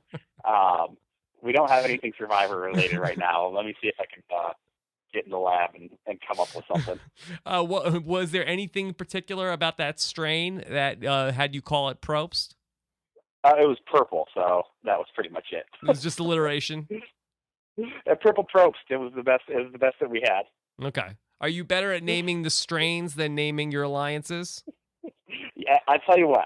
I promise, if I ever play again, I will come up with a great name for an alliance. Have you thought about bringing Philip in to come help you name all the different strains of marijuana? Oh boy, that would be tough. I think he would be really good at it. Oh, I'll have to read his book. Yeah. All right. Jim Rice, all the best to you, buddy. All right. Thanks a lot, Rob. All right. Take care. Bye. All right, everybody. There you have it. That was Jim Rice, and a very lively first appearance on the Recap podcast for Jim Rice. Very good job for him. And so we are also joined by, speaking of lively, here she is, the first lady of podcasting, that people are calling her the flop, first lady of podcasting. Here she is, Nicole Cesternino. Why am I the flop? Well, you're FLOP, first lady of podcasting. Oh, okay. I'm not like belly flopping. No. How are you doing, Nicole? I'm pretty good. Pretty good. Are you doing better than Shamar? I do not have a corneal abrasion. Okay, well, we'll talk about... And we're not even sure he does either. We'll talk about corneal abrasions. We will talk about the reward that took place on this episode and get to some of your comments and voicemails in just a minute. But, Nicole, we told you at the top of the show, this podcast was sponsored by Audible, and Audible is the internet's leading source for audiobooks, and you know how much I love the audiobooks. Yes, I do. Yes, and Nicole, can I tell you what audiobook I've been listening to recently? What is it? We talked a lot of sports with Jim Rice. This book is called The Extra 2%, How Wall Street Strategies Took a Major League Baseball Team from Worst to First by Jonah Carey. It's a little bit like Moneyball, but instead of about the A's, it's about how the Devil Rays built up their team and how their management and Andrew Friedman and all of these guys went ahead and built the Devil Rays into a team that knocked off the Yankees and the Red Sox for a little while. Sounds interesting. Sounds interesting. Yes. Well, I think it's a very interesting read. I like hearing about the strategies behind all that. It's a fun read. I thought you were going to tell everybody how you were listening to 50 Shades of Grey. No. I guess that's a secret. No, I have not been listening to that. Listen, I don't need any more pornographic material. That is true. That's right. That That's is good. true. I don't need You have any enough. I don't need any more erotica in my life. Yes. I'm all squared away. Yeah, so extra 2%. It's a fun read. I like it. It's very similar to Moneyball. I don't know if there's going to be a movie. I don't Is know. Brad Pitt going to be in it? I don't know if Brad Pitt. It doesn't really have a protagonist. If Jonah Hill's in it, then I'm interested. Right. It doesn't really have a protagonist in the way that Billy Beane was sort of the protagonist of Moneyball. It's more like a lot more about the history of the Tampa Bay Devil Rays. But as spring training is around the corner, Nicole, or it's already here. Yes. It's a fun baseball book. Anyway, Audible has tons of books, no matter what your interest is. They have over 100,000 different titles, all sorts of different categories. Whatever you are interested in, you can find something, and it's a great thing to listen to while you're driving in the car, running errands, doing all sorts of productive things like I like to do, Nicole. Yes. Yes. I know how you love it when I am productive. Yes. Yeah. And you could be productive too when you get a free audiobook download when you go to the link audiblepodcast.com/RHAP. So thank you very much to Audible for sponsoring another episode of Rob Has a Podcast. All right, Nicole. So let's get into this. Now, I wanted to know your specific opinion about something that went on the episode last night. Well, of course, we were talking about just a moment ago about Shamar and his corneal abrasion. Now, you, in your medical backstory, you got your start and you actually worked in a vitreoretinal consultant? A retina specialist office. Yes, that's how I got my medical start. Yes, you cut your teeth in the medical field Through the eyeballs. Through the eyeballs. Now, what was your professional take on what was going on with Shamar on this episode? Well, he could have been really cool and gone for the eye patch route. That's how they usually treat a corneal abrasion. I think that would have been a really cool way for him to play Survivor. Like, he's the dude with the eye patch. Yes. But no, he had to go home. Steven last night thought it could have been an acute case of crybabyitis. It certainly was. I think it was. I talked to Shamar It wasn't today. so cute, crybabyitis. I talked to Shamar, and he said that was for real. Okay, well, all he needed was an eye patch. That's how you treat it. But, I mean, his vision was affected, right? Yes, and that's why you wear the eye patch, and the eye patch will then prevent the eyeball from moving, which is what causes the pain. Okay. All right. Well, that was an alternative treatment option suggested by Nicole. Yes. Don't make Shamar mad. Well, he's not listening, so don't worry. He says he likes the podcast, Nicole. Yes. Well, I would have preferred to see him as the pirate. He may have a big fat shut up for you. He probably does. Most people do. Probably will. All right. So in addition to, I wanted to get your take on Shamar and his eyeball. I also wanted to hear your take on the visitor who came to. Now you were thrown off too watching the episode. I know when you were very confused why. Much like Shamar, you were very confused why the favorites were getting the reward when, according to you, the fans had won the challenge. Well, I was a little distracted because our dog was being really bad during the challenge, so I missed a little bit of it. So you were thrown off by Shamar's celebrating, thinking that the fans had won. I think that's what happened, and we can blame Reyes for this, for my confusion. Yes. So yes, it was actually the favorites that won, and they had a visit from Tata the Bushman. Yes. And I would love to hear your take on Tata the Bushman. Tata the Bushman says it all. Yeah. So did you like that guy? Would you like to have that guy come to our house? I would love if he came to our house. What would you have him do? You know how much I love rice. Yes. So he cooks. Now, did you ever think about cooking the rice inside the bamboo? I never have. Yeah. But that's what we're going to be having for dinner tomorrow. That's good. Now, Malcolm said that Tata was like a Filipino Gollum. I've never seen those movies. Is that offensive? I don't know. I'm not Filipino. I don't know. Is that or a golem? I don't know who's that's offensive. Is that offensive to Lord of the Rings fans? I think I don't know how to answer that question. Yeah.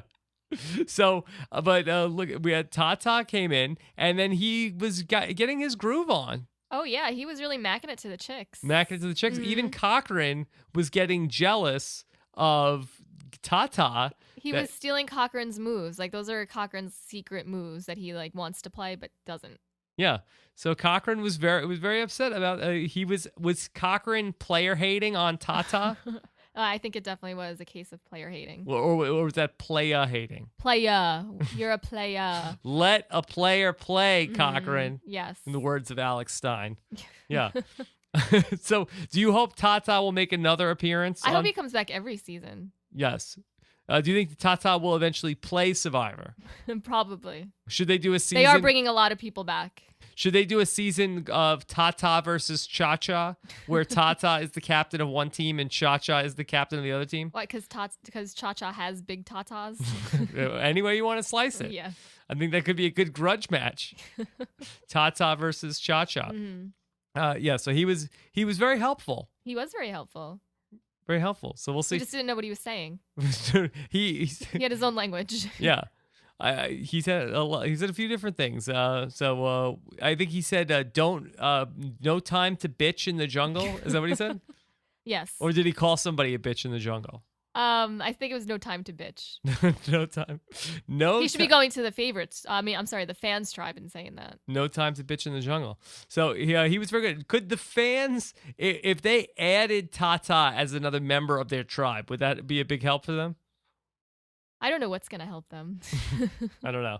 You're not impressed with the fans? Not really. Yeah. Yeah, they just keep losing. Why? Who are you rooting for on the fans?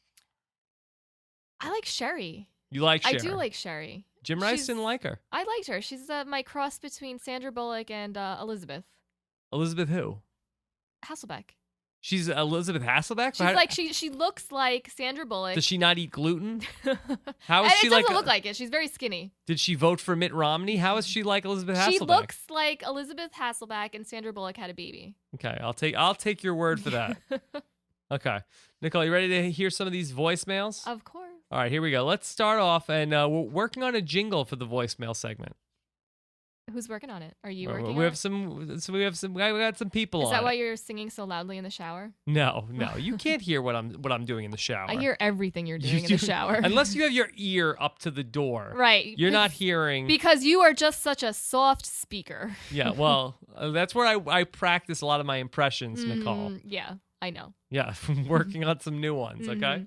All right, here we go. Let's get our first voicemail. Just 3 voicemails this week. Of course, our voicemail comes to us from our listeners one of 2 ways. One, you could call me directly on my voicemail inbox, 323-282-RHAP. You can write it down. Call us anytime, 323-282-RHAP, or on your computer or any iOS device, go to robisawebsite.com/voicemail. And here's Brian, first voicemail of the week. Here we go. Hey, Rob, it's Brian Hickey. Heard your comments and you and Steven's comments about Tata and how you didn't like him. But what if they got some former survivors to come on the show, like maybe a Boston Rob or a Penner? Maybe you could give us an impression of how they would treat the survivors, show them the ropes, kind of like a Justice did with Lisa Welch last year.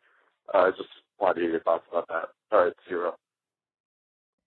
Didn't that happen in Survivor Israel where Rupert was the reward? Yes, that did. Well, first off, let me say, I don't think I said that I don't like Tata last night. How could you not like Tata? I don't know who would say.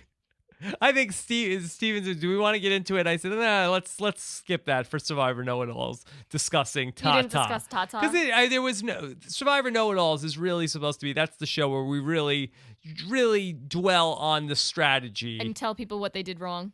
Yes, tell people this is how Survivor Know-It-Alls works. We base on results, knowing the outcome of what happened, and then if it was bad, then we say it was stupid, and if it was a good outcome, then we say it was a smart move. You guys are smart. We're totally 100% results based after we know how it turned out. Really are know-it-alls.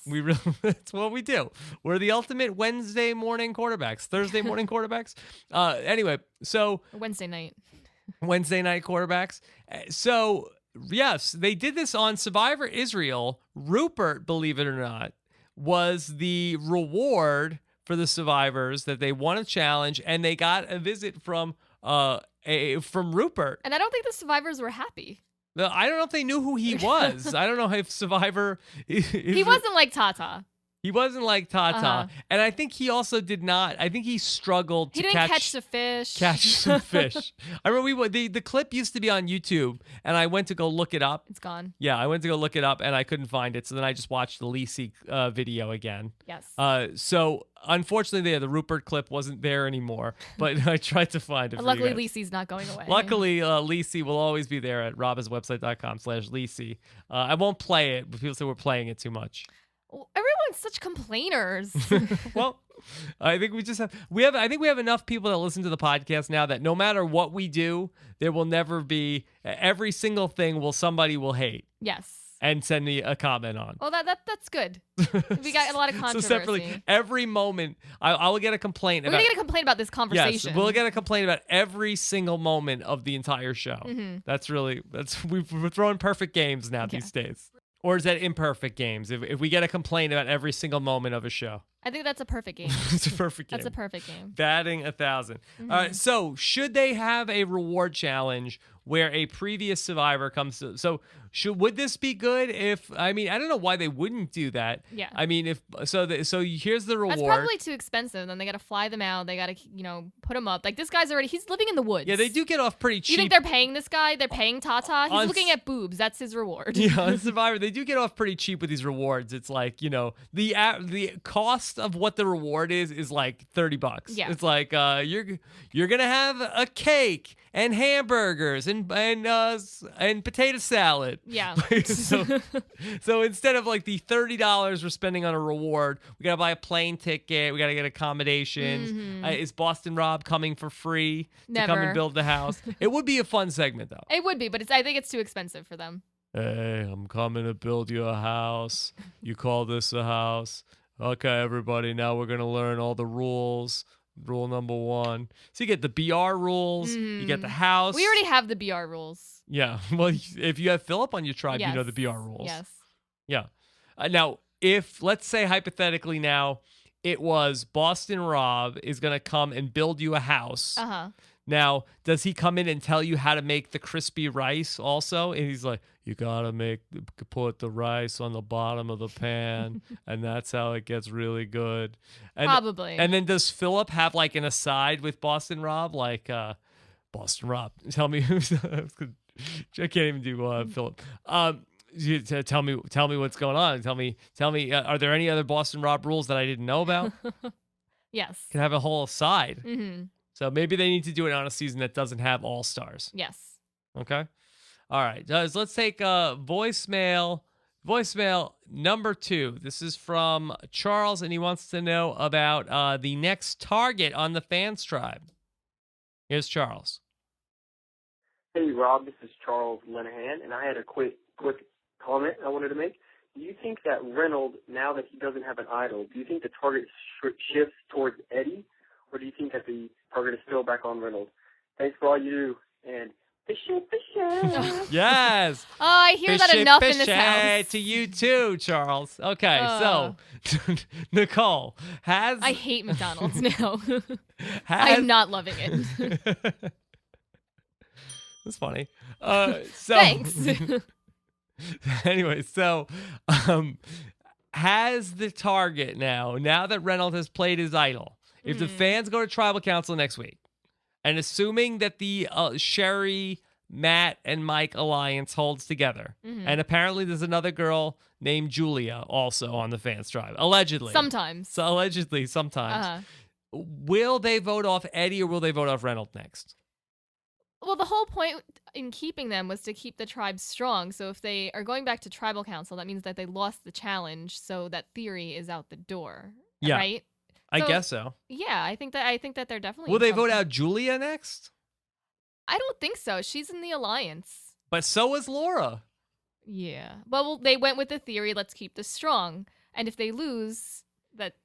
No reason to vote out Reynolds before Eddie. I mean, Reynolds is killing it in these challenges. I mean, are you impressed with Reynolds and his beanbag tossing? I think I was just not impressed with Philip's beanbag tossing. Yeah. Why? If you thought Philip was doing bad? I did think Philip was doing bad. Philip was. I thought he did look like. He thought he was in the major leagues. he was. He had quite a wind up. He really. Yes. He looked like El Duque. Mm-hmm. Yeah. Yeah. So I was just not impressed with Philip's game. I had tweeted that to our friend AJ Mass, who writes for ESPN, that Philip was looking like the long lost brother of El Duque and Levon Hernandez, and AJ Mass said, "Yeah, El Kooky." I thought it was good. That was funny. Yeah, I thought he did. He put a baseball hat on. I think he would have looked a lot like El Duque. I think he even had a sidearm going on. He really was even like at one point, winding up like you know. And I think he was like even spitting. He was like. He was getting into it. Yes, and he's still not so good. Maybe he was doing it for show. Maybe that was No, part he of was doing it because that's what he thought would work. Yeah. Well, he did win the game. He did, but he was laboring by the end. Yeah, I don't think that his performance was what won the game. And I thought it was really crazy that Jeff said that Philip won the challenge for. Well, what do you want? He did win the challenge. You're really nitpicking. I don't think that he won the challenge. I think that everybody involved helped win the challenge. I think that Reynolds really caught up to him. Well, I think the MVP. If I have to give out an MVP to this challenge, okay, who's the MVP? I'm giving it to the silent one. Eric Reichenbach. Why are you giving it to Eric?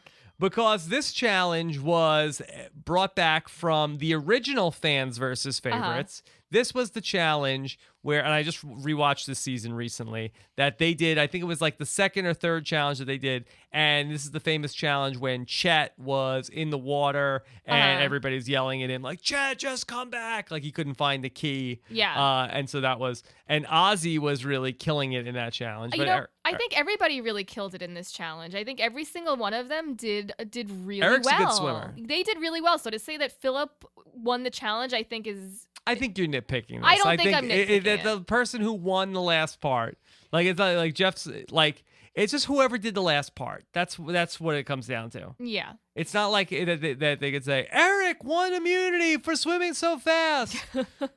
Well, he should have said that. He did swim really fast. It's not Jeff's place to award the MVP of the challenge. But that would be really great if he did. That would be fun if he did award an MVP. Do we answer the question? Yes, we think. What was the question? The question was is Reynolds on the chopping block now that he didn't play the idol? Yes. Fishy. Stop it!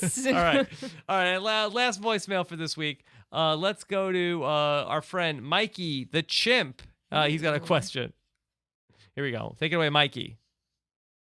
Bobby C, do you think you have a worse chance of getting back onto Survivor or any other nationally televised reality show that's not your own because of your extensive and prolific podcasting and media community now? If you were to disappear suddenly for 39 days plus a week on either end, everybody would know about it and we wouldn't buy your cover story. That's the question one. Question two is about the Bobby C at the front. Celebrities all have nicknames that their friends call them, like Angelina Jolie is Angie, and Jennifer Love Hewitt's friends call her Love. But your name has already been shortened to just Rob. So I'm kind of disappointed that we can't give you like a, hey, we know you celebrity nickname. So from now on, I'm just calling you Bobby C. All right, Bobby C, it's Mikey the Chimp in West Hollywood. Thanks, man. Awesome shit. All right, Mikey the Chimp. You don't look like a Bobby C. All right, so two things there. One, Mikey the Chimp wants to, people always want to know about, do you think that doing the podcast helps or hurts you if you're going to go on a reality show or go back on Survivor? I always say that, look, nobody was calling me. Nobody was thinking about calling me before I did the podcast. So if anybody's even thinking about calling me, then it helped. And ultimately, if they say no because you have a podcast, then it was still closer than before I had the podcast. And if I ever had to disappear, well, for all you guys know that I may be disappeared right now. Maybe I just maybe I'll pre-record 30 or 40 podcasts. And you're psychic, and you know the outcomes to each episode. Well, and then if there's ever a nuclear holocaust, anything like that, or maybe Jonathan Penner is going to work on an impression of me. Maybe this is Jonathan Penner. Maybe this is Jonathan Penner. Maybe this is really Rupert. Coming to you live from my apartment. It's Rob has a It's Cesternino has a podcast.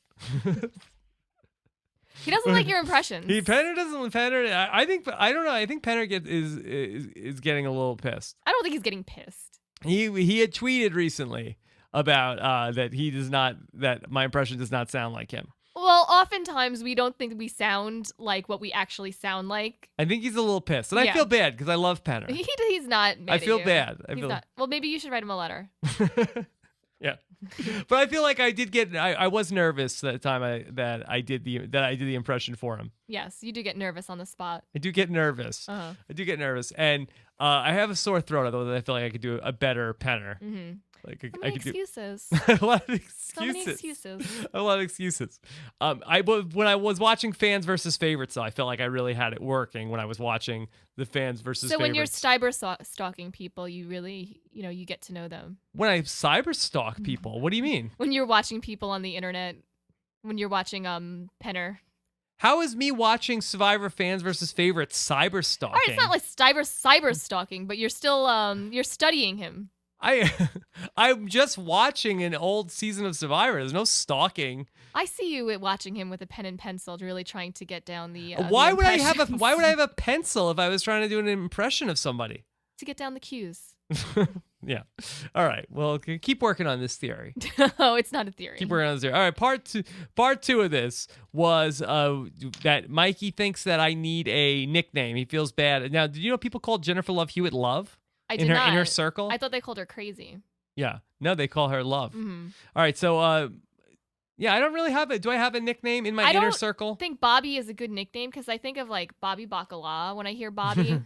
And it's like an overweight Italian man. All right. Well, I don't want to be that. Yeah. I don't want to be that. Yeah. I mean, the Rob that sucks is kind of my sticks, nickname. yeah. But people don't really call me that to my face. Mm-hmm. At least they do. Well, sometimes. Yeah. Mostly on Twitter. So, yeah, I don't have a good nickname. I've never really had a good nickname. Not one that sticks.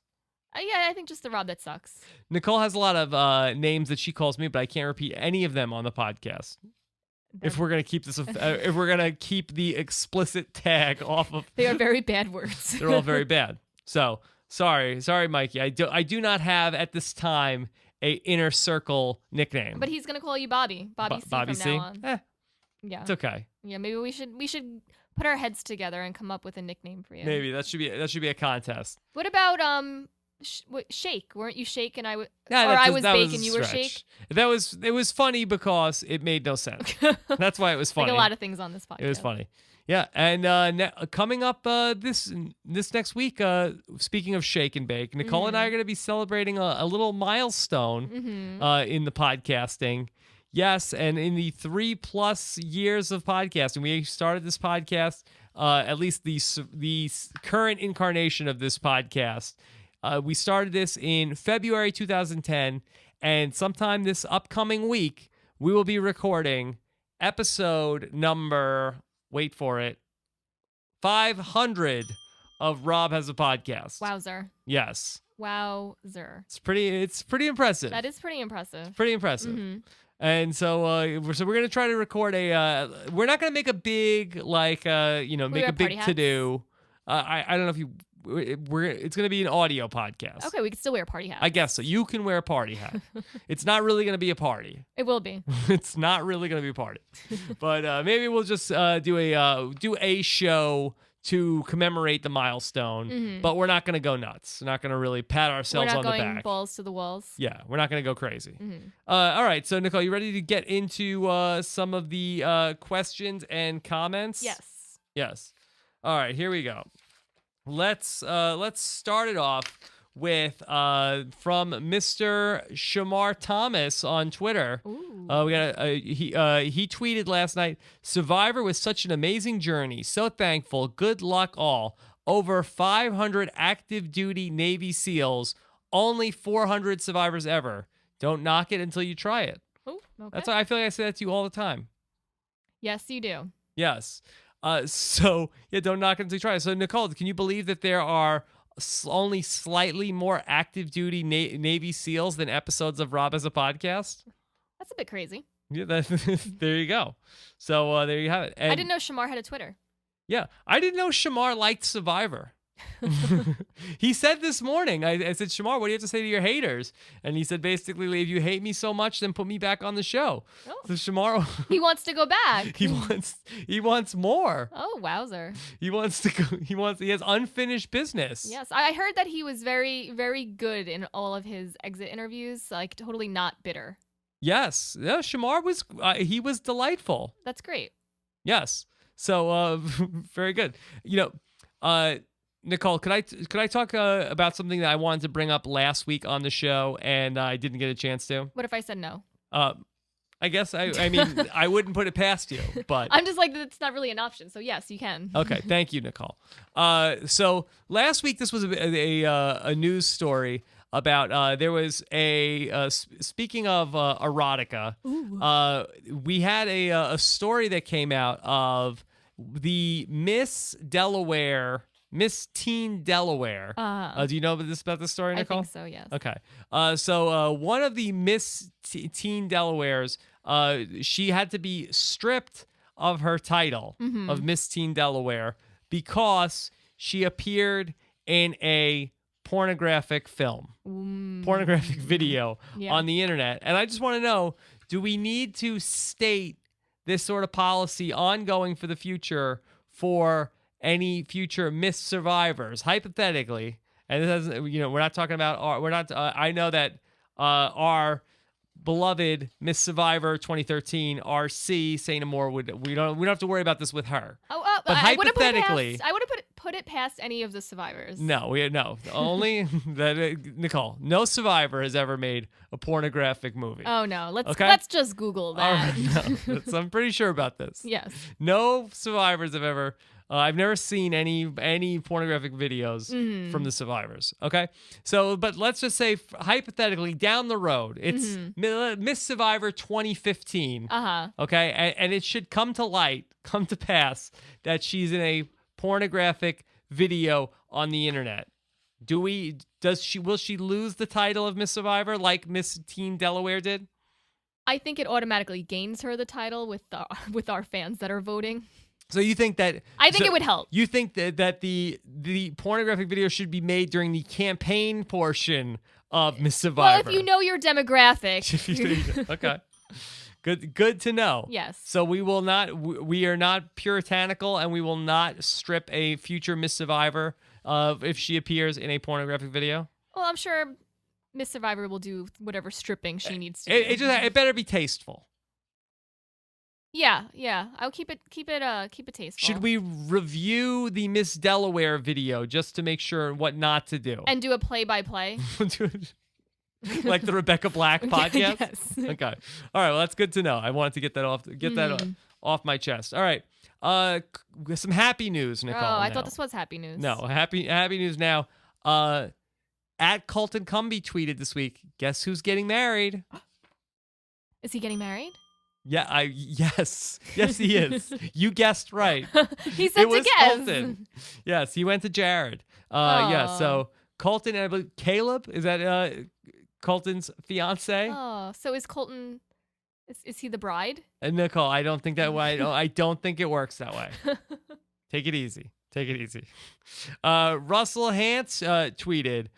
He did not think that the fans made the right move last night.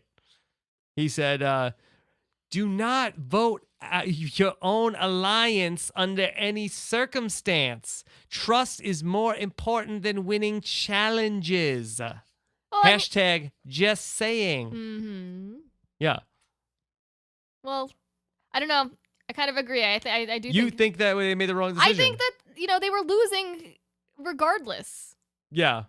So better to lose with the person that's loyal to you. I think so. Yeah, you're not a fan of the Reynolds and the Eddie. I don't want to say I'm not a fan, Not but dreamboaty enough for you. They're not my type. They're not the Bobby Bacalas. They don't have a podcast. Yes. Yeah.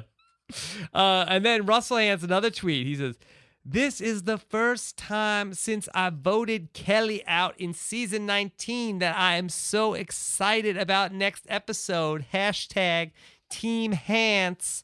Hashtag villain. Hashtag Hantz. Hashtag Brandon." Hashtag crazy pants. So Russell is excited for next week. Yes. Well, it's all about his nephew, so he's happy for his family. Are you excited for a potential Hantz meltdown next week? I'm upset that he got rid of the rice. I love rice. Well, we don't know. Again, we don't know exactly. No, you see it in the commercial. All right, we'll see. Yeah. We'll see. But Jeff Probst, no hyperbole whatsoever in the preview for next week. So Jeff says, "There are moments that define a season. This is that moment." Yeah. Like, wow. Some people wait a lifetime for a moment like this. Yes. Yes. All right. Here's a question. Z Aaron Knight on our Facebook fan page wanted to write in to say, "Hey Rob, given that CBS seems to be casting Survivor to ensure there are train wrecks every week," and I have no idea what he's talking about here. He had an idea for Survivor No Stars. Bring back the castaways first voted off from previous seasons. Thoughts, Nicole? If Survivor is looking for train wreck TV, should they bring back a season full of first boots? And would this be a good season? I think it can potentially be a first season. I don't think this is the first time I've heard of this theme for Survivor. Are you for it or against it? Yeah, I think it would be interesting. I am way for this. Yeah. I am way for this. I think this would be the most fun season ever of the show. It would. Would Francesca come back? It would not be a ratings draw. I would actually like to. I was thinking about. I wanted to do a podcast this week. I was on the fence of. I was going to put some phone calls out that I kind of wanted to do a hypothetical podcast of who would be on the season, how would it play out, who would be the first one off. And who would win? I think there's two separate parts of the conversation. One, we're on season 26, so one, we got to cast it. Right. So who is too boring to bring back, for instance, and who could we get? Maybe some people say no. So we got to think realistically. How do we do it? Do we do it men versus women? We got to figure out exactly what's the best format, and then we'll look at the board and figure out how it's going to play out. This seems like a job for you and Steven. Steven? Yeah. I don't know. Who would? I thought this could be a good Gordon Holmes show. Okay, yes. I don't know. Yes. We'll see. Maybe it could be for the off season. Could be for the Save it for the off season. There's a lot going on right now. We're really in the perfect storm of reality TV. I'm covering 4 shows right now. My goodness. I still have to watch Big Brother Canada after this is over tonight, and write a blog for the Huffington Post Canada. I'm going to bed. You're going to bed. I'm gonna be up till like 3:00 in the morning. So let's get back into this. All right. This came to us on our Google Plus page, with our Google Plus community. You can go to robisawebsite.com/G+. Brian Whitehead said, so with all these players from South Pacific on this season, I feel we are due for a Jim Rice cast. Ooh. Challenge accepted. There you go. You just got your birthday present.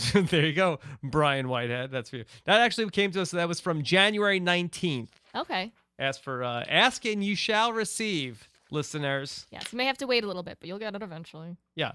And I have a lot of people that are booked for the season, but I always like to get from you guys who else should we get? Of course. And so that was a good one. And Jim Rice was definitely something that you guys had been asking for. Jeff Probst. We are in a real drought on the inappropriate comments this season. Seriously, I don't even think we've had Probst. one good one yet. We haven't had a lot of balls. We haven't had a lot of balls. We had a lot of like sandbags. Mm-hmm. And so sandbags aren't as good as balls. Well, you could have like this person did this with the bag. Yeah, but we've had actual like Right. blue balls and. I don't think that Jeff said blue balls. I don't think that's the case. I think we've actually physically seen. Okay, challenges. take it easy. Not like that. All right. Let's see. Good. We always know how to make Nicole laugh on the show. All right, so I think that is about it for Survivor. Yes, we'll end it with the blue balls. Yes. One last thing I got that Ethan Zahn has something going on. For you Ethan guys. always has something going on. He always has something going on. He's such a mover and shaker. We watched Ethan on the Jeff Probst show. Yeah, he was really great. Last week. He was on with Jeff on the same show as T-Boz from what is that from right? TLC. From TLC. Yes. They're both survivors. I didn't know Jeff Probst and Ethan were so close. Jeff Probst loves Ethan. Yes, it was a little uncomfortable, that picture of him like hugging Ethan. Yeah, there's a picture, like they kept cutting to like a picture hugging. of like Ethan wearing Jeff Probst like a cape. Jeff Probst seemed so happy. He was so happy. Yeah, and Ethan was like, what? He What is this guy doing? loves Ethan. So Ethan has something going on in the LA area. Ethan is going to be a part of LA Fest. It's the LA Film and Entertainment Soccer Tournament. They are looking for teams. Basically, you can sponsor it costs $1,000 to enter a team, and all the money goes to charity. That is on Sunday, March 24th. And it is this is a joint promotion. I think it looks like between the Mia Hamm Foundation and Grassroots Soccer. And if you want to find out more about that, you can go to lafest.net. And that's going to be at March 24th at the Home Depot Center. Oh, that's fantastic. Okay. And I believe Nomar Garcia-Parra is going to be there. Ooh la la. Nomar's not good anymore. Are we going to this? We are going to we have another event that we are going to be we're double attending. booked. We are double booked that weekend. For the second year in a row, we are going to be involved with the Miss California International Pageant. We're very fancy. Yes, very fancy. So I am actually going to be hosting the pageant for the second year in a row. But that was because you did such a great job last Yeah, year. we're coming- No, seriously, you did. You did such a great job last year that they wanted you back again. But that's not what we're just talking about the Ethan's event, lafest.net. If you want to be a part of that on Sunday, March 24th. If only we can be in two places at one time. If there was only some way to clone us. Yeah, maybe we could get Penner to start working on that impression. Yes, Penner, get on it. I would not want no. No. I have a now I'm in my head. I'm in my head now. Get out of your head. I'm in my head. Okay, so that's gonna do it for Robin's podcast. We have if you're following the Big Brother Canada. And I know Nicole is. Oh yeah. Nicole can't get enough of the Big Brother Canada. We have a very special Big Brother Canada podcast planned over the weekend. We're actually going to talk to the first person kicked off of Big Brother Canada. Get out. Yes, Kat Yee is going to be our guest on Saturday afternoon live. I think we're trying to do that at 3 p.m. Eastern, and that is our Big Brother Canada podcast. And I've actually taken that out. I'm not going to put that in the main Rob as a Podcast feed. You have to subscribe to our Big Brother podcast feed. Go to robhasawebsite.com/BB podcast. And that is about it. If you'd like what you're hearing and you want to give us some good feedback, we love it when you do that on iTunes. Go to robhasawebsite.com/iTunes and give us 5 stars and comments. Always appreciate it. So, Nicole, anything else? I think that's it. And thanks to you guys, I will have a total this weekend for how much money we raised for Michelle's Place. That is the charity, of course, that Jillian Larson supports with the Reality Rally, helping women with breast cancer. And I will tell you guys over the weekend how much money we raised by using our links for Amazon on robhasawebsite.com. And also when people went to the link, robhasawebsite.com/Amazon. So last I checked, as of today, we're about at $260 through 6 days. So we'll see what That's came great. in. We can do better on the 7th day. We can do better. We had all through the end of the day today. Yeah. So make sure all your purchases go through Amazon for the next few days. Yeah. Well, no, it's over. Oh, it's over? That's it. So as of tonight, then that's it. Oh. This was the cutoff. Okay. So you could But still do that. Still do that, but the cutoff, I'll tell you guys over the weekend how much money we raised. Okay. Have a great weekend, everybody, and we'll be back with more Survivor and more. I'll give you the rundown real quick. Sunday night we're gonna have a Amazing Race podcast. Monday night, we're recording Celebrity Apprentice podcast. Then on Wednesday night again, it's time for more Survivor Know-It-Alls, when we will recap. And we do it all over again. Yeah, recap all of the Hantz shenanigans, which may or may not take place. Again, you never know with these previews. If whatever they say is going to happen in the previews. It's always a C tease. Let's see if it actually is real. Yep, and then we'll do it all over again, talk to the next person out of the game, and then another Survivor podcast for you guys on Thursday. And our Big Brother Canada. And also one more podcast, going to talk some SNL this weekend with Rich Tackenberg. It's a Justin Timberlake hosted SNL. And those are always good. Yes. Yeah. Always, it's as good as it gets. A newly married Justin Timberlake. Whoa. Okay. There you have it. All right, everybody. Have a great one, and we'll talk to you again soon. Got nothing for you. Bye.